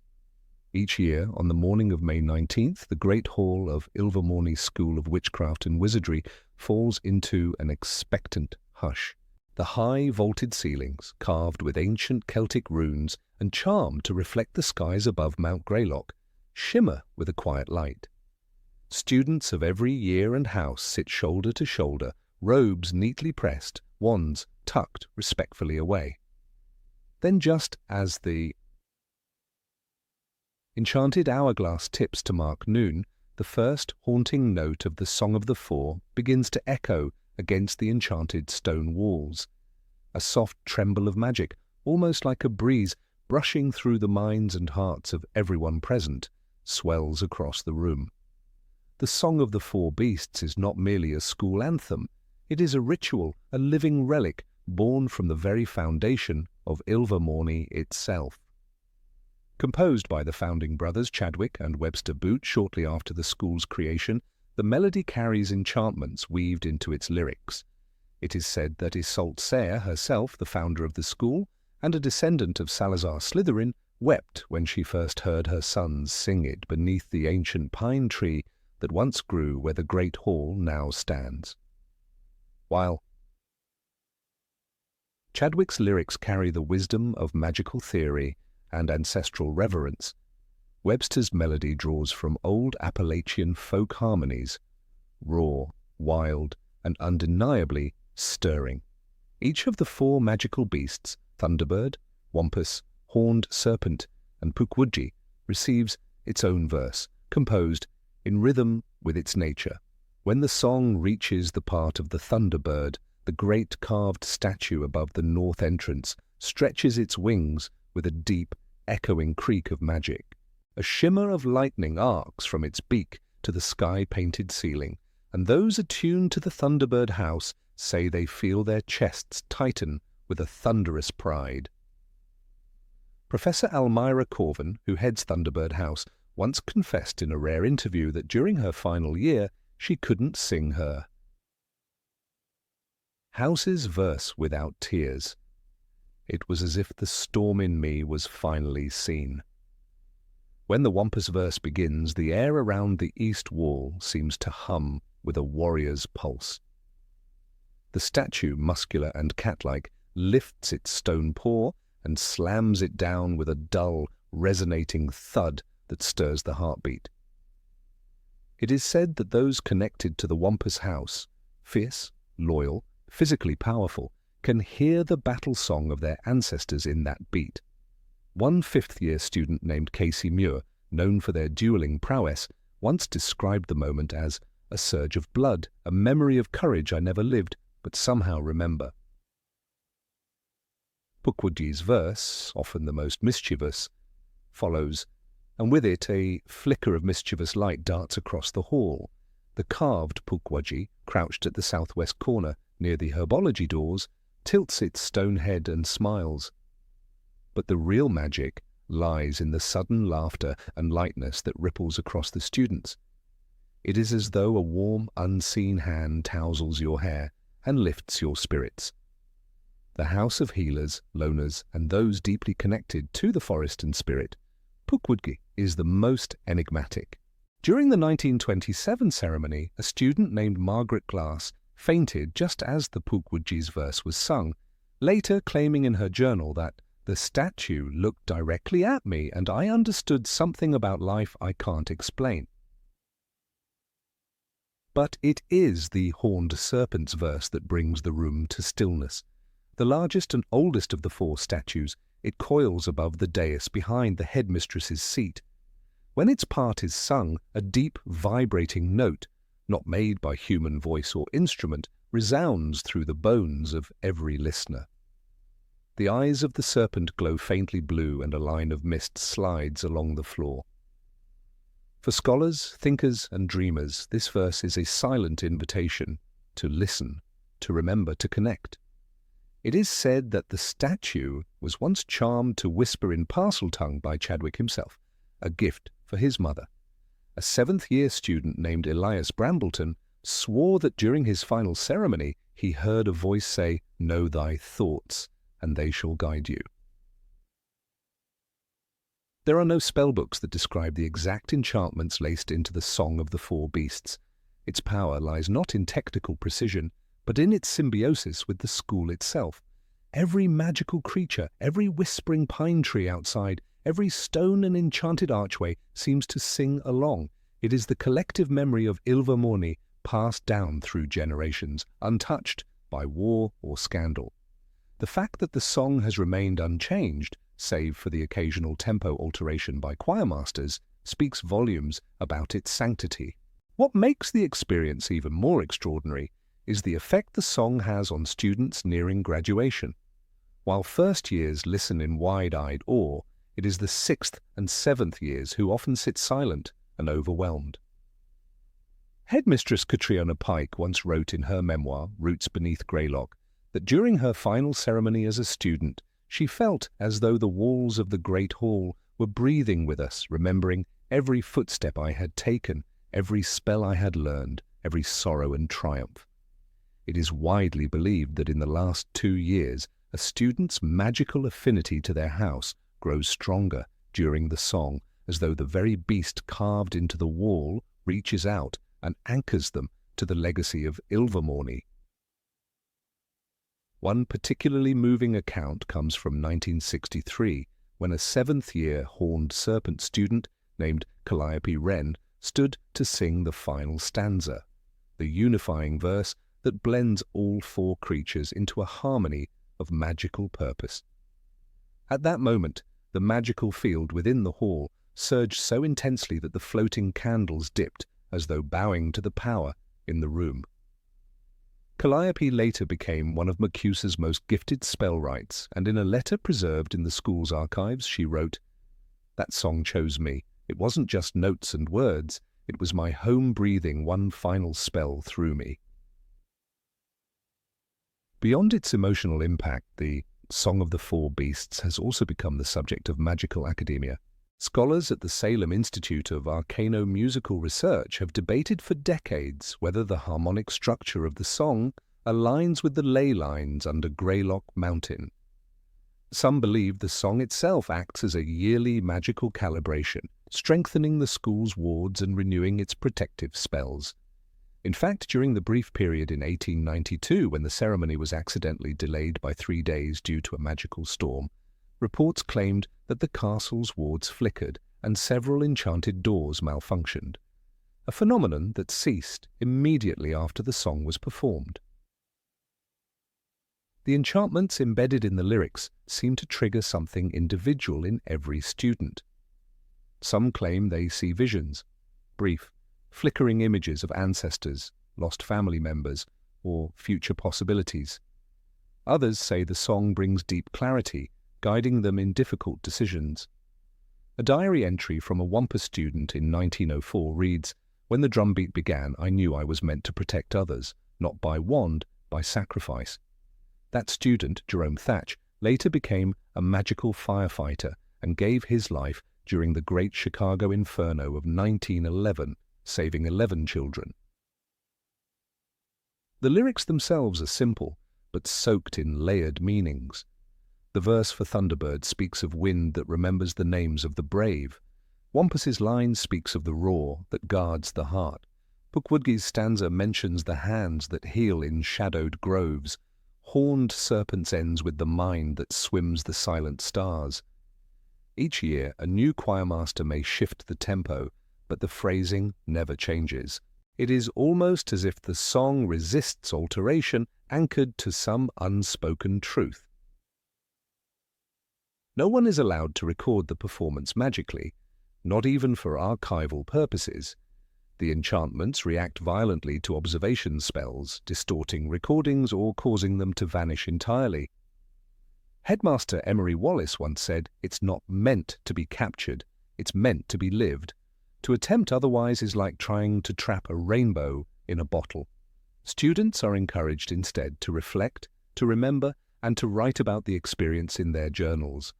The school library holds a collection of over 500 such testimonies, ranging from poetic to academic, each one a unique window into the heart of Ilvermorny. Among the most powerful aspects of the ceremony is the shared silence that follows the final note. For exactly 13 seconds, a number sacred to many magical traditions, no one speaks. The magic lingers in the air, humming like a distant bell. Teachers and students alike close their eyes, allowing the song's final chord to settle in their bones. Then gently, the world resumes, the candles rise, the statues freeze. And yet something within each person has shifted. The Song of the Four Beasts is not just a tradition. It is a conversation with the soul of Ilvermorny. Through it, every student, whether fierce as a wampus, wise as a horned serpent, wild as a thunderbird, or gentle as a pukwudgi, is reminded of who they are and why they belong. And perhaps that is the deepest magic of all, the power of song to bind memory, identity, and future into a single, resonant truth. Number 22. Outdoor classes in magical nature. At the edge of Mount Greylock in Massachusetts, hidden beneath centuries of protective enchantments, lies Ilvermorny School of Witchcraft and Wizardry. Unlike the stone corridors and echoing halls of its European counterpart, Ilvermorny thrives in the open, breathing forest air and humming with the pulse of ancient earth. Here, magic is not just taught, it is experienced. There is no place where this philosophy becomes more visible than in the way lessons are held beneath the sky, among trees, by water, and sometimes even in the thin mountain mist. The North American magical community often speaks of Ilvermorny's reverence for nature, but it's only when one steps into one of its outdoor lessons that the true spirit of its teachings comes alive. Professor Camilla Redfeather, who teaches elemental charms, is known for guiding her students deep into the woodland near the Horned Serpent House, where the canopy filters sunlight into golden shards. There, among the moss and stones, she unrolls long sheets of enchanted birch bark that reveal runes when touched by wand tips. Students sit on fallen logs, their robes catching bits of leaf and bark as they study how to command air and fire, water and earth, not in abstract theory, but in the presence of the very elements they seek to understand. "You must not master the wind," she once told her class, her voice barely louder than the breeze itself. "You must ask it to dance." It is this mindset, treating magic not as a tool to dominate, but as a companion to nature, that defines Ilvermorny's teachings. When students learn to manipulate water, they do it standing knee-deep in the cold, whispering streams that cut through the northern slopes. When they study fire, they learn to build it first by hand, from dry twigs and flint, before summoning it with incantations. A wand wave comes only after the body understands the rhythm of flame. It's not uncommon to find students chanting softly while facing east in the early morning, drawing heat from the sunrise to fuel their spells. Perhaps the most revered of all outdoor locations is the Circle of Stones, a naturally occurring ring of granite monoliths where the spirits and magical beings class often meets. Professor Nehemiah Brooke, who himself has Iroquois blood and deep spiritual ties to the land, believes that magical beings must not be summoned but welcomed. Here, under hawks circling silently overhead, students use carved wooden masks and soil-bound crystals to open themselves to the presence of forest spirits. One year, a third year named Isla Caro received a vision from a storm wraith during one of these sessions, a rare event, even among gifted seers. She recorded it in the Ilvermorny archives, and her name now appears alongside those few who have been marked by elemental forces. The use of natural materials in spells is another hallmark of the school's curriculum. Transmutative artifact, students don't merely charm lifeless objects in dusty classrooms. Instead, they forage for ingredients, pine cones, river stones, feathers fallen from thunderbirds that serve as magical conduits. Professor Jonas Pike, a rugged man who lost 2 fingers to an exploding hex in his youth, insists that every object must be earned. He once sent an entire group of 4th years up the southern cliff face to retrieve a rare type of moss said to strengthen protective enchantments. The students returned windburned and bruised, but the shields they crafted from their collected artifacts held against even the strongest hexes in the final exam. One of the most enchanting practices involves grounding spells through crystal beds buried in sacred locations. During the first week of spring term, 5th years hike to the Indigo Basin, where quartz clusters glitter beneath thin layers of earth. There they place their bare palms on the soil and chant synchronously. The vibrations from the quartz create a harmonic resonance with the human nervous system, enhancing clarity, memory, and emotional stability. "Magic is sound," says Professor Talia Harkis, who oversees these rites, "and crystal sings with more honesty than any voice." Some of the students, particularly those sorted into Pukwudgie House, feel an even stronger pull toward this outdoor curriculum. Known for their healing abilities and connection to flora, many Pukwudgies take electives in botanical symbiosis, a class held entirely in the arboreal expanse known as the Whisper Grove.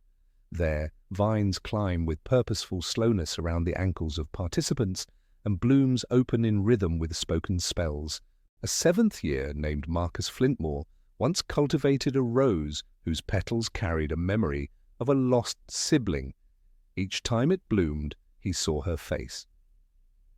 Such deep binding of memory and plant is discouraged in standard magical education, but Ilvermorny allows this kind of emotional magic to flourish under careful supervision. The school's connection to nature extends even to weather. Charms classes sometimes rely on storm formations for practical study. If rain is forecasted, teachers encourage students to don waterproof cloaks and meet on the Western Bluff. There they practice lightning-wielding charms, not from theory, but while the sky itself cracks with energy. One student, Hannah Ortiz, misfired during a gust and nearly struck a tree. Yet it was this mistake that led her to discover a new type of energy redirection spell, now taught as part of the official curriculum and nicknamed Ortiz's Turn.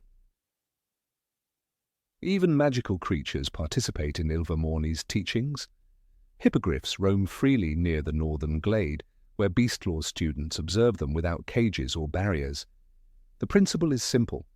One learns better in freedom. Professor Alfred Griggs, a stooped man with wild grey hair, teaches that fear weakens magic. The braver the heart, the cleaner the spell, he writes on the first page of every syllabus. Students who show respect are sometimes permitted to ride the beasts across the valley, a rite of passage not officially sanctioned, but quietly smiled upon by faculty. Ilvermorny's founders themselves, Isolde Sayre and James Stewart, believed in the sacred bond between magic and the land. Sayre, descended from Salazar Slytherin, yet morally opposite in values, infused the school with respect for native tradition. She carved runes not into stone walls but into tree bark, believing that magic should grow rather than imprison. Some of those trees still stand, and their runes pulse faintly under moonlight, visible only to those with true intent. First years are taken to these trees on their second night and asked to whisper a secret into the bark. The tradition is meant to bind their magic to the land, and the land to them. The effect of these outdoor rituals on magical performance is not merely anecdotal. Studies recorded by the North American Confederation of Magical Institutions show that Ilvermorny students score higher on practical magic assessments than those from strictly indoor-based curricula. Especially in disciplines involving emotional resonance and wild magic, the difference is striking. The headmistress, Abigail Thorne, once summarized the philosophy during an address to visiting international scholars. We do not raise wizards here, we grow them. There was an instance where the school's philosophy was tested. In the winter of 1927, a magical blight struck the eastern half of the school grounds, muting all charms and deadening spell responses. Classrooms inside the building became sluggish with disrupted energy. Yet outside, near the lake, students reported normal spell work. Eventually it was discovered that the crystalline structure beneath the forest had remained intact, preserving the magical flow. The students themselves helped rebalance the grounds by performing open-air rituals that lasted 3 full nights. Logs of that effort still rest in the library, handwritten, leaf-bound journals that whisper when opened. Even in defense against the dark arts, where danger often demands structure, Ilvermorny holds fast to its open-sky creed. Combat duels are conducted in natural arenas shaped by wind and terrain.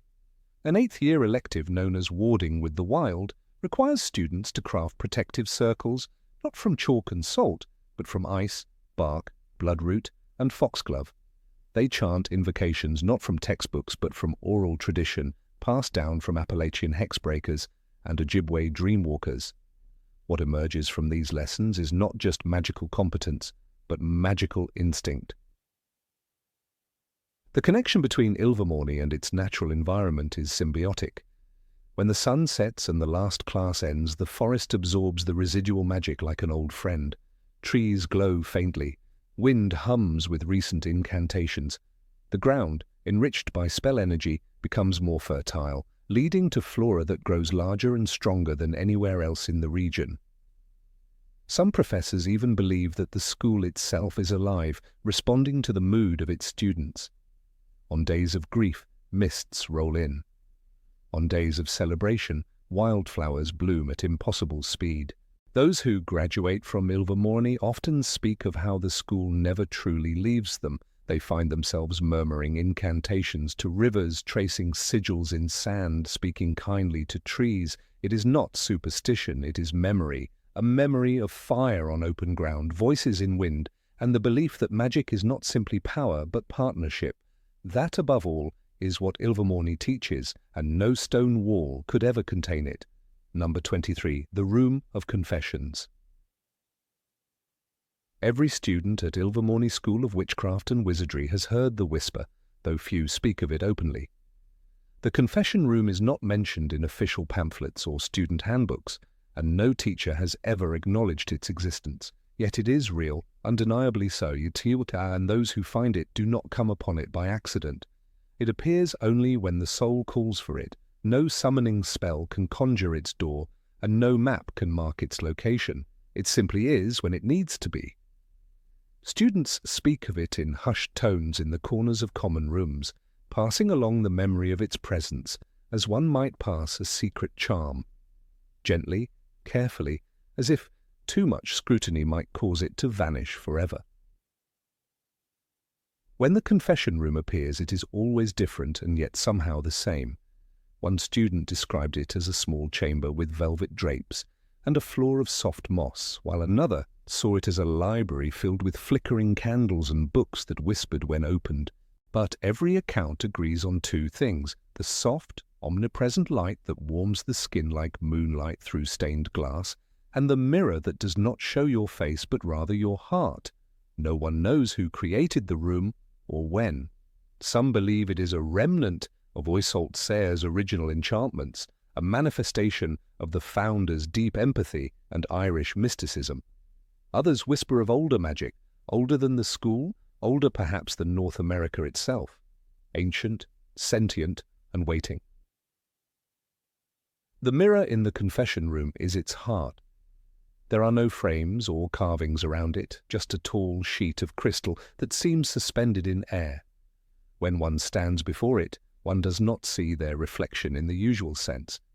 Instead, the mirror displays a visual manifestation of the student's emotional truth, sometimes as a stormy sea, sometimes a broken tree, sometimes a shining phoenix rising from embers. The sight can be painful or comforting, but it is always true. And then, always, comes the voice. Not loud, not frightening, but deep and knowing. A voice without source, gender, or age, and it asks only one question: who have you become during your time at Ilvermorny? Some try to lie. The mirror does not respond. Others try to remain silent, but the silence wraps around them like a cloak too heavy to bear.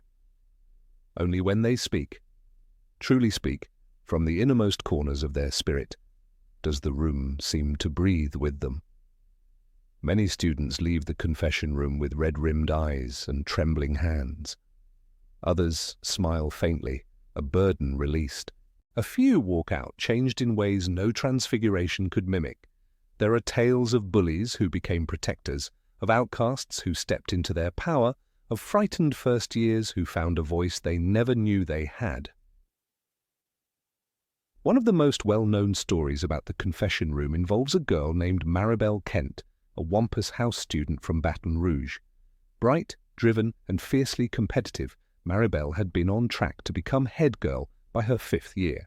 But those who knew her best whispered that her ambition was eating her alive. She sabotaged others' potions. She hexed a peer's shoes to trip them during a magical dueling exam. She smiled to the staff, but snapped like a whip behind closed doors. When the confession room appeared to her, in the middle of the great lawn during a summer storm, it took the form of a broken-down greenhouse filled with withering plants. The mirror showed not her face, but a figure made of cracked glass, light bleeding through the fractures. She stayed in the room for almost 3 hours. When she emerged, she didn't speak for a week, but she stopped cheating. She started tutoring first years who struggled with charms, and when she graduated, she left behind a letter in the library, unsigned but unmistakably hers. Ambition is a fire. If it's not tended, it consumes everything, especially the soul. Another tale tells of Jonah Redfeather, a Thunderbird House student of mixed heritage, who arrived at Ilvermorny carrying a deep sense of displacement. At home, he was too magical to belong. At school, he felt too mundane to shine. He was the boy who sat at the back, who never raised his hand, who turned in essays 3 days late because the words just didn't come. His wand, made of pine and wampus hair, sometimes refused to cast even the simplest lumos. He was a ghost within the stone walls. One October evening, as the sun set behind Mount Greylock, he wandered through the greenhouse to avoid dinner. There, tucked between carnivorous plants and enchanted succulents, the door appeared, a simple wooden arch carved with a thunderbird in flight. Inside, the room resembled the long-forgotten attic of a childhood home. The mirror showed a young man made of wind and feathers, trying to take off with one wing bound in iron. The voice asked the question. He answered, "I think I've become someone who waits for permission to matter." Jonah's story didn't become legend because he rose to fame or glory. He didn't win the dueling cup or make head boy. But he began to speak. He wrote an essay that brought a transfiguration professor to tears. He led a student storytelling group in the Thunderbird Tower. Years later, he published a book of magical folklore titled Whispers from the Quiet Ones. In the preface, he wrote, "The room didn't give me magic. It gave me back myself." No one knows exactly how often the confession room appears. Some say it shows up once a term. Others claim it's there every day for those truly willing to see. There are rumors that it appeared to a professor once, that Headmistress Fontaine herself vanished for a night during the Goblin Peace Accords of 1986 and returned with a new policy granting non-human beings access to the school's historical archives. She never confirmed it, but on her retirement day, she quoted something that bore the weight of the room. "We are not what we claim to be in speeches or spells. We are what we carry in silence." The room does not punish. It does not grade. It does not remember. Its mercy is that it simply reflects. The hardest truths and deepest joys are offered without judgment. For some, this is a torment.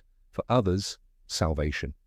Many have tried to record the room's magic, to bottle its essence or decode its enchantments. Every attempt has failed. One parchment turned blank when removed, a pensive memory shattered like glass. It is not magic meant to be studied. It is magic meant to be felt. A few students returned to the room more than once. One such student was Isla Green, a Pukwudgie with a reputation for kindness that bordered on martyrdom. Always helpful, always smiling, always exhausted. In her final year, she entered the room 3 times. The last time, she stayed only 10 minutes. When she emerged, her smile was different. Not wide and strained, but quiet and real. She had turned down 6 job offers to become a magical nurse and instead joined a non-profit that taught wandless healing in Appalachian communities. Her classmates said she had finally chosen her path, not one she thought others needed her to take.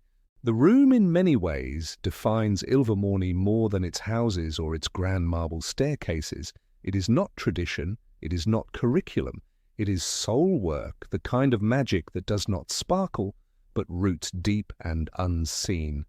It asks for honesty in a world built on performance. It invites confrontation with the self when illusions are easier. Some say it is the greatest magic the school hold, not in spells or wards, but in the rare, sacred space it creates to ask the one question that truly matters. Though not found in any published edition of Hogwarts, a history, or even the rarely circulated Ilvermorny, the silent school, fragments of testimonies about the confession room occasionally surface in student journals, memoirs, and oral tradition. A 7th-year Horned Serpent student named Lex Zhao wrote in a private notebook in 2011, "I entered the room expecting judgment. I left with understanding. It didn't forgive me. It made me forgive myself." The page bore scorch marks on the edge, as if it had narrowly escaped destruction, or as if something wanted it to. Each generation of Ilvermorny students passes on the legend with slight variations, but the message stays the same. When your heart is heavy, the room may appear, not to condemn, not to correct, but to witness, and there is power, ancient and unyielding, in being seen. Number 24, the Enchanted Artifact Workshop. Deep beneath the northern wing of Ilvermorny School of Witchcraft and Wizardry, carved into the granite heart of Mount Greylock, lies a chamber few have ever entered. Hidden from curious eyes and cloaked with ancient protection charms, this workshop was not part of the original blueprint of the school, but was added years later by Chadwick Boot himself, the rebellious brilliant co-founder whose fascination with magical innovation defied even the traditions of old world. Spellcraft. He built it in secret at first to house his growing obsession with the physical manipulation of enchantments, a place where spells could live not just in wands and words, but in objects of power that could outlast a generation. The workshop, now referred to by Ilvermorny students as the Vault of Hands, is no ordinary classroom. It is a sanctum of invention, half laboratory and half forge, where spellfire has scorched the walls for centuries and the ceiling glimmers faintly with old enchantments layered like brushstrokes. Everything within it bears the marks of time and use. Long tables carved with runes, cabinets filled with dragonbone tweezers and merrow ink quills, and a giant brass sphere suspended from the center of the dome, its rotation marking not time, but magical all pressure in the chamber. The tools inside are not just instruments, they are the ghosts of former students' dreams, half-finished, forgotten, or too dangerous to destroy. Admission into the Vault of Hands is not granted lightly. Only students who excel in runic engineering and the advanced course Charms of Longevity may be invited by Professor Odelia Graves, the current keeper of the workshop. Her word is final, and she is known for her uncanny ability to detect hidden potential. In 1993, she famously plucked Sylvester Kincaid, an otherwise average spellcaster, from obscurity after reading a footnote in his essay on arithmetic conductivity. By the end of his final year, Kincaid had created a medallion that not only repelled curses but absorbed their power and converted it into restorative energy, a feat previously deemed impossible by even the Department of Magical Innovation.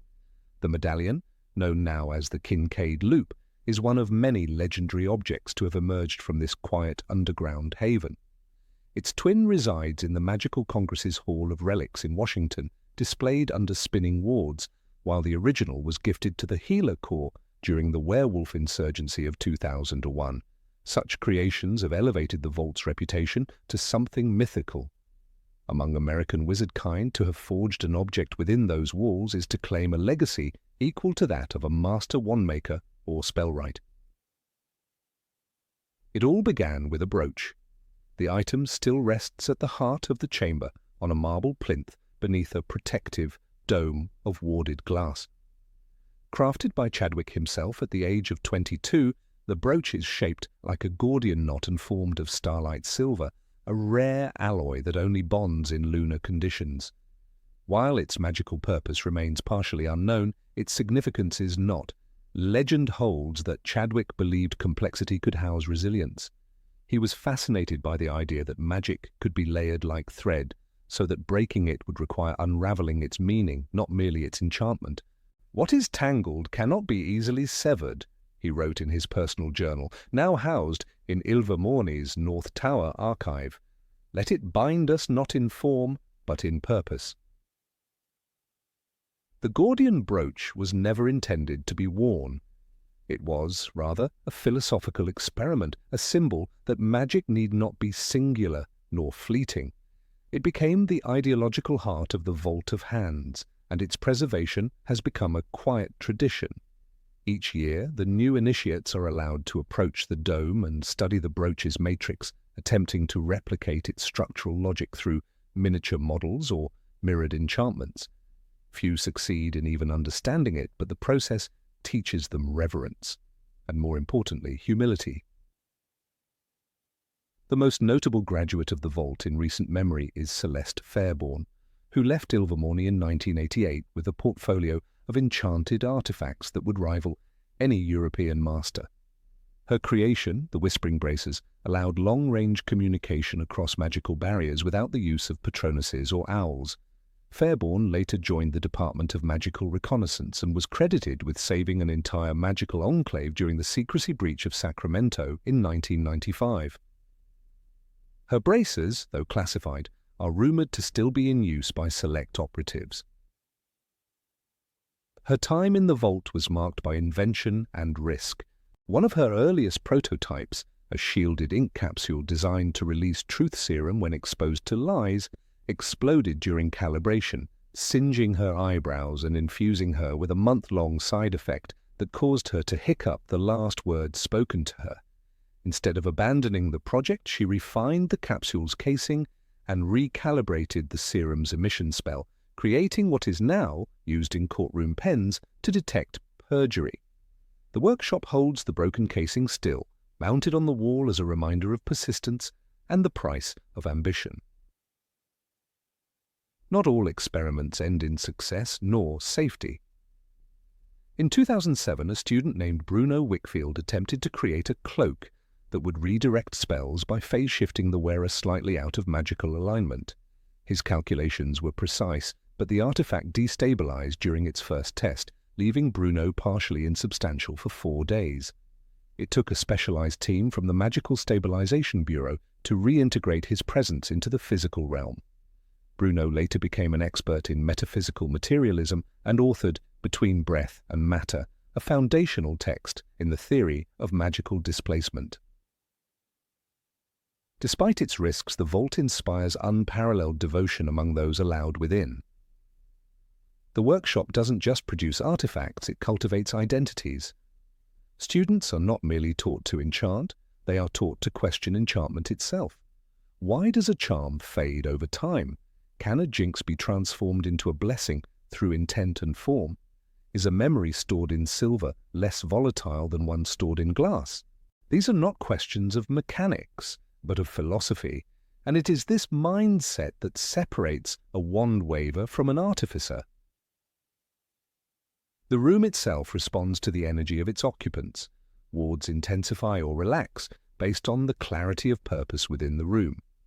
When you are uncertain, even your tools will betray you. Professor Graves once told a cohort of 7th years. It is said that the vault rejected a spellcaster once, when the enchantments on the door refused to yield, whispering a low tone of disharmony only true artificers can hear. No force spell nor key could unlock it until the student in question was removed. There is no official list of what has been created within the Vault of Hands. Much of its history is oral, passed down from one generation of artificers to the next. However, a few names stand out beyond Fairborn and Kincaid.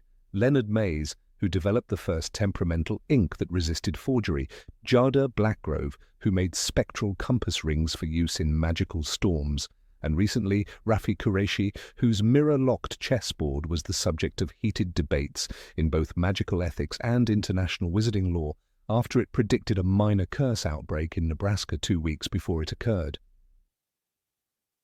The mystique of the vault owes much to its discipline. Students are not coddled there. Each design must be logged in duplicate scrolls and approved through an enchanted oversight quill that tests the stability of the concept before construction begins. Failures are archived, misfires are investigated. Successes are rarely celebrated until years later when their quiet brilliance reshapes the magical landscape. There are no medals or trophies, only the sound of enchantment meeting resistance, of creativity pushed to its limit. Some say Chadwick's spirit still lingers there, not as a ghost, but as an idea, a whisper in the flicker of spell light that urges each new generation to ask more of magic than obedience. He believed that spells should not be commands but conversations, that artifacts should not dominate but guide. In the heart of the vault, beneath the watchful presence of the Gordian brooch, that belief still hums through the stone, quiet and eternal, waiting for hands wise enough to listen. Number 25. The Gallery of Lost Wands. In the eastern tower of Ilvermorny School of Witchcraft and Wizardry, there exists a place few students ever speak of aloud. It is not forbidden, not exactly, but there is something about the gallery, something that makes the hairs on one's neck rise. The glass hall, known formerly as the collection of lost wands, is a long circular corridor walled with shimmering enchanted glass, within which dozens of wands rest in silence. Each wand once belonged to a student who either perished before graduation or vanished under mysterious, unexplainable circumstances. They are not merely displayed, they are honored, preserved, remembered. No dust gathers here, no spell is needed to maintain the space. The gallery tends to itself, as if the magic lingering from these forgotten lives still sweeps its floors. A small plaque beneath each wand bears the name of its owner, the dates of their life or disappearance, and a brief, sometimes chilling summary. Among the most whispered names is Josiah Crane, class of 1872, whose wand of red oak and wampus heartstring glows once every 5 years without fail. He was last seen walking into the northern forest during a particularly violent thunderstorm, muttering something about a voice calling his name from the trees. His wand, found lying at the forest's edge, days later, pulsed with residual energy and refused to be touched by anyone but the headmaster himself. The plaque reads, "He listened too closely to the wind and followed it too far." Not all stories in the gallery are so tragic. Some are enigmatic. The wand of Eliza Ketch, a gifted Thunderbird student from 1929, still hums faintly in the early hours of the morning. Eliza had a reputation for speaking to animals that others couldn't see. On the morning of her disappearance, she left a note in her dormitory that simply said, "They've opened the gate." Her wand, made of aspen and containing a white river serpent scale, an unusual core said to be native to magical tributaries near the Mississippi, was found in the middle of her bed, still warm. Her nameplate includes a strange line. Her absence is not a void but a passage. The phenomenon of glowing wands has been documented in the school's annals, but rarely explained. It does not happen often, and never according to any pattern. When it does, the wand pulses softly, a dull blue light emanating from the core and sometimes sending small flickers across the glass. Professors, alerted by the house elves that maintain the tower, come to observe. They never intervene. They only watch.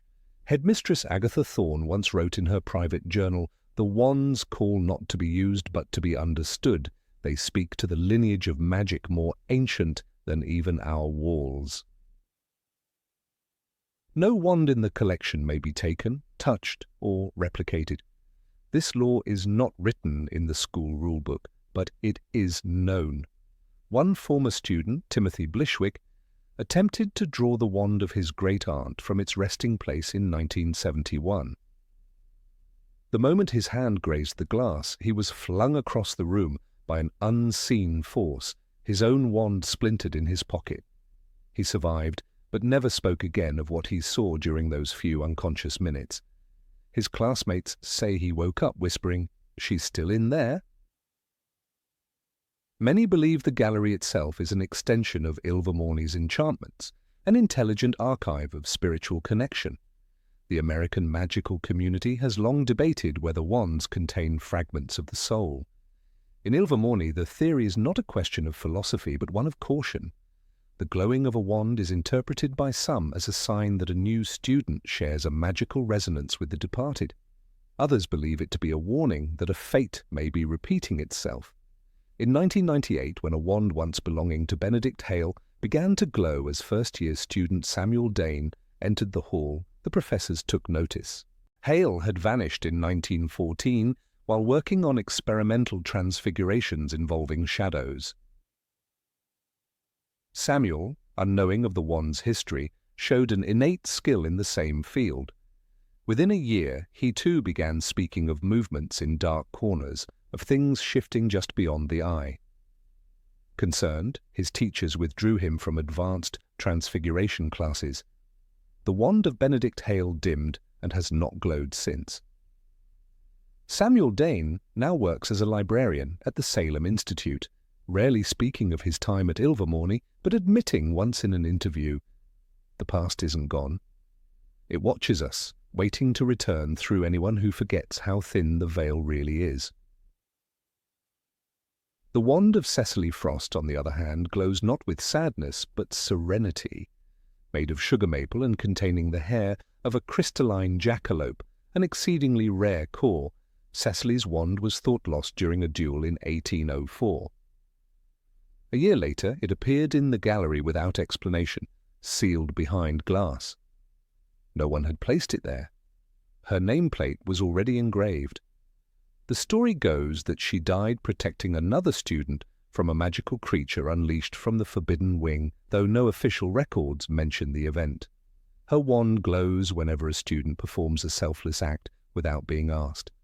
Sometimes it's only a flicker, sometimes a full radiant light floods the tower. It is not uncommon for students to sneak into the Eastern Tower at night, hoping to glimpse one of the wands glowing, to feel they are somehow chosen. But the wands do not glow for longing or ambition. They respond to deep echoes, resonances of soul and spirit. Professor Errol Gwynn, once Keeper of Law at Ilvermorny, said in a rare public lecture, "Magic is a memory. These wands are its vessels. They do not forget." A particularly haunting wand belongs to Abigail Moore, a Muggle-born who excelled in charms and ancient magic during the early 1900s. Her wand, made of black walnut and containing phoenix feather, is the only wand to have ever cracked its glass on its own. It did so in 1933, the day her younger brother was murdered in a no-maj riot in Chicago. Though Abigail had vanished a decade before, some say she foresaw the event. The wand's nameplate, unlike the others, bears two dates, Abigail's disappearance and the date of her brother's death. The inscription simply says, "Bound by blood, not by time." The gallery's oldest wand predates the school itself. It belonged to Isadora Quinn, a hedge witch from Massachusetts, whose wand was said to have crafted itself after she bathed in the light of a falling star. Whether myth or truth, her wand of storm birch and thestral tail hair lies in the highest niche, impossible to reach by ladder or flight. Its nameplate is the only one written in Algonquian runes, and no one alive claims to fully understand it. Once a decade, it emits a single pulse of gold, no brighter than a candle's flame. Ilvermorny's founders never intended the gallery to be a museum. At first, it was merely a storage space, a forgotten corner of the school where abandoned or unclaimed wands were kept. But over the centuries, the magic in those wands resisted fading. Some scholars say the room formed its own protective spellwork, refusing to let go of what was once part of Ilvermorny's heart. Now the gallery is treated almost as a shrine, a place of reverence and caution, never carelessness. Every year, new first years are warned of the room. Not because it is dangerous, though it can be, but because it is sacred. One student once left a prank note beneath a glowing wand, and the parchment was later found inside his pillow, burned around the edges but untouched in the center, the words replaced with, "She sees you." After that, the Eastern Tower was closed to students, except on official tours, and always under supervision. Still, the gallery remains a source of endless speculation. Magical historians, foreign wand makers, and even ghosts have tried to explain it. No answer satisfies. Perhaps it is better that way. Ilvermorny is not a school that forgets. It is a place of legacy where magic is more than a tool. It is a living remembrance. The collection of lost wands stands as its silent proof, a glimmering reminder that some spells are not cast, but lived. Number 26. The Oracle of Feathers. Hidden behind a weathered shelf of curling scrolls and forgotten tomes, on the seldom visited fourth floor of the Ilvermorny Library, lies an artifact so peculiar and so ancient that even many students of the North American Wizarding School don't believe it exists. The Oracle of Feathers, a bowl no larger than a Quidditch quaffle, rests on a low pedestal beneath a glass dome stained with age. Its rim is etched with runes, so faded they seem like whispers, and inside it lies a collection of feathers, no two alike. Some shimmer faintly, others twist as if stirred by an unseen breeze, and one, according to legend, once erupted in blue flame. The oracle is not a display piece nor a decoration. It is a tool. A living magical artifact that responds to breath, to intention, and to the weight of the unknown. The feathers themselves come from magical birds now nearly forgotten. A thunderbird's plume, curled at the end like smoke. A snidget's downy tail feather that glows golden under moonlight. A firebird's singed pinion that never stops warming the air around it. Each was gifted, never taken, as the older professors insist. Only those birds who willingly relinquished their plumage allowed it to become part of the oracle. And perhaps it is this pact, this respect, that gives the artifact its strange and unnerving power. For the oracle does not simply speak truth, it sings it. In riddles, in patterns, in dances performed by a single, levitating feather when breath is cast upon the bowl. Not every question receives an answer. The oracle is capricious and discerning. Students whisper of times when no feather stirred, no sound rose, even when the bowl was filled with breath. Professor Josephine Blackreed, the senior transfiguration instructor and one of the 3 designated keepers of the oracle, once told her apprentice that the oracle listens not to the words, but to the silence behind them. It is said she posed the question, "Will we remain safe in the coming decade?" One chill November evening in 1968. The feather that rose was thick, raven-colored, and flew in a spiraling pattern, twice clockwise and once counterclockwise, before diving sharply toward the window. She interpreted it to mean Ilvermorny would face threats not from within its walls, but from what approached in the skies. That spring, a massive magical hurricane, later called Tempest Fortuna, forced the school into lockdown for 2 weeks, damaging wards and revealing ancient weaknesses in the enchantments over Mount Greylock. Despite such moments, it was the oracle's involvement in the case of William Billy Traynor that cemented its reputation as more than a relic. Billy was a 5th-year Wampus student with a fondness for hiking alone in the deep woods during term breaks. Sharp-eyed and introverted, he rarely spoke unless he felt a need, and when he did, his voice carried a kind of melodic certainty. In September of 1997, a week into the school year, Professor Blackreed consulted the oracle as part of her annual tradition. The question, recorded in her journal later confiscated by the headmistress, was simple. What have we not foreseen? She breathed into the bowl as she'd done for decades, but this time the feather that rose was different. It was the thunderbird plume, jagged at its tip and flickering with silver static. It lifted slowly, twirled once, then jerked into a rapid, ascending spiral before halting mid-air and plummeting to the stone floor. A crack echoed across the silent library. Blackreed went pale. Her colleagues, Professors Magsby and Terence Crowell, both keepers, agreed. The movement was a harbinger. Something was going to vanish, someone, more precisely, and within the hour Blackreed scribbled in her journal, "It is a child who will vanish, willingly or not, a student, it has been declared." Billy Traynor vanished 11 months later during the summer term's last hiking expedition. His group had been traveling through the boreal woods near Quebec's southern edge, just beyond the areas covered by Ilvermorny's protective charms. One moment he was there, walking behind another student, the next, gone. No struggle, no sign. His wand, engraved with a hawthorn twist and thunderbird talon core, was found impaled in a tree 15 feet above the ground. As though thrown by a force unnatural, read the search report. Canadian aurors joined American investigators. No trace was ever found, but those who knew about the oracle remembered. Professor Blackreed retired 2 years later. She refused to discuss the oracle again. Her replacement, a young Ravenclaw graduate named Penelope Turtledove, approached the artifact with more optimism, but even she kept a respectful distance from the thunderbird feather. "It holds too much storm," she wrote in a letter to a friend. "Some feathers are songs, some are sighs. That one? It's a scream." Over the years, the oracle's predictions have shifted from weather and politics to more internal, almost spiritual matters. In 2011, a student named Clara Eastbourne asked the oracle whether she should accept an internship with MACUSA's Department of Mysteries. The feather that rose was light grey, nearly translucent, and circled gently 3 times before lowering itself into her open hand.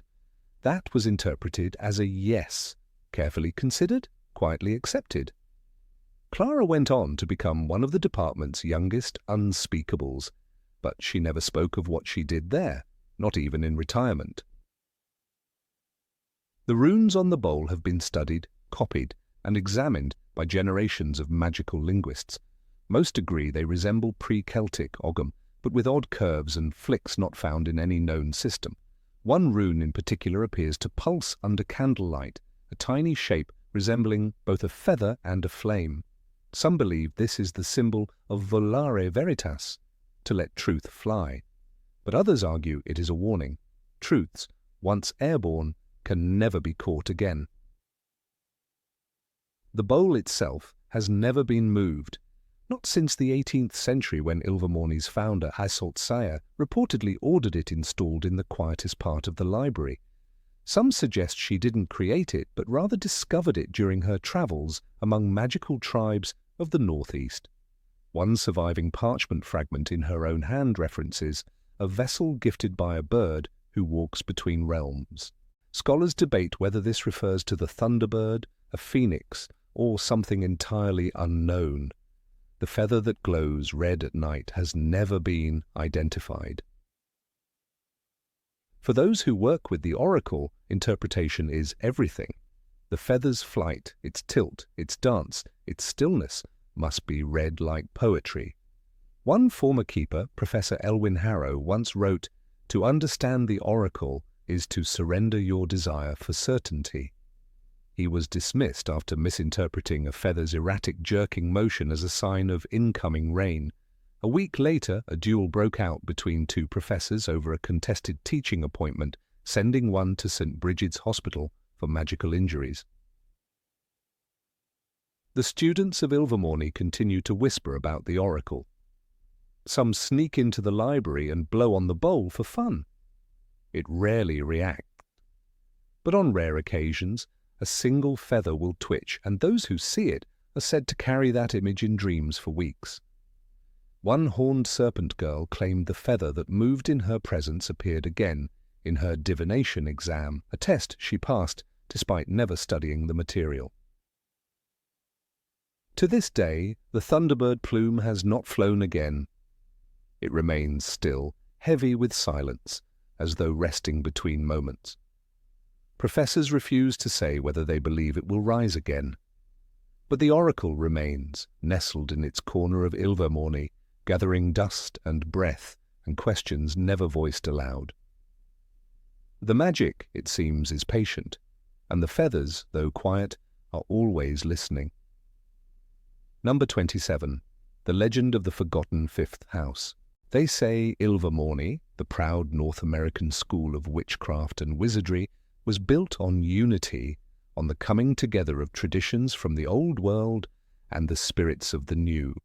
4 houses, each founded by a part of Isolde Sayer's magical heart, horned serpent for the mind, wampus for the body, thunderbird for the soul, and Pukwoodgi for the heart.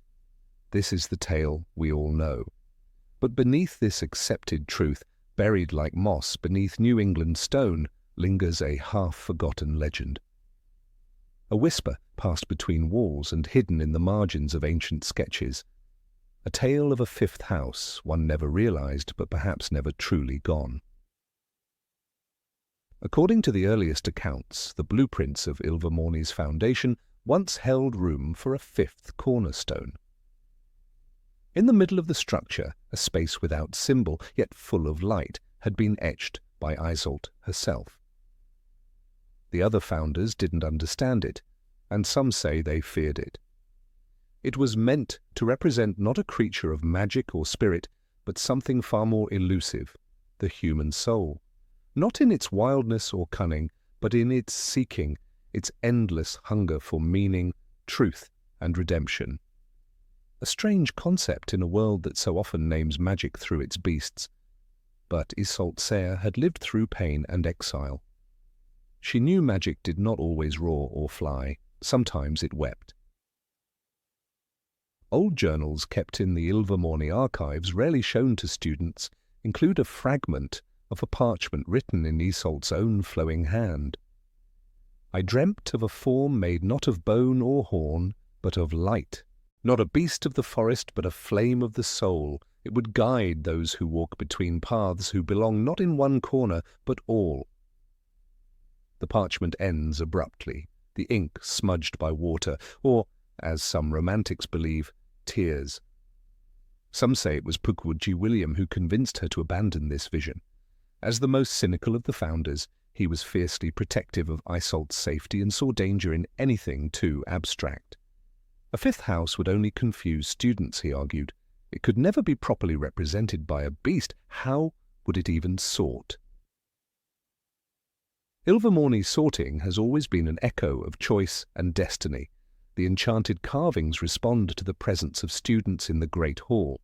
Each creature offers their call when they feel drawn to a child. Some receive 2 offers, a rare few all 4, and choose, but then there are others, those who stand and hear nothing. Teachers say it is rare, but it happens. Those who go unsummoned. Often they are placed manually by the headmistress or allowed to choose the house closest to their own heart.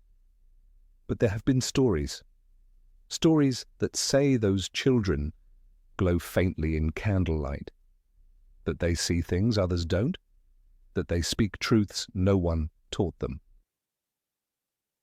In 1841, a girl named Leona Gray from Charleston was brought to Ilvermorny. Orphaned in a house fire, she spoke little and smiled never. But during her sorting, none of the 4 houses responded. The creatures stood still. No howl from wampus, no shimmer from horned serpent. Pukwudgie remained silent. Thunderbird neither called nor stirred. And yet the hall was not silent. Witnesses reported a strange light, like dawn filtered through stained glass, enveloping Leona for a moment. It faded as quickly as it came. She was placed in Thunderbird eventually, but never seemed quite at home. She studied quietly, mastered wandless magic, and disappeared into the wilds of Canada after graduation. Her journals, later found in a sealed cabin, include a drawing, a humanoid figure surrounded by rays, titled only the 5th. Some believe that this 5th entity, this lost house, never needed a name because its essence was ineffable. It could not be summoned or carved, could not be owned. It was meant to remain between the lines like the notes behind a melody. Its presence was meant for the wanderers, the ones who didn't fit neatly into body, heart, soul, or mind, because they were all of them, or perhaps none. These students were not many, but enough to form a pattern. Enough to create unease.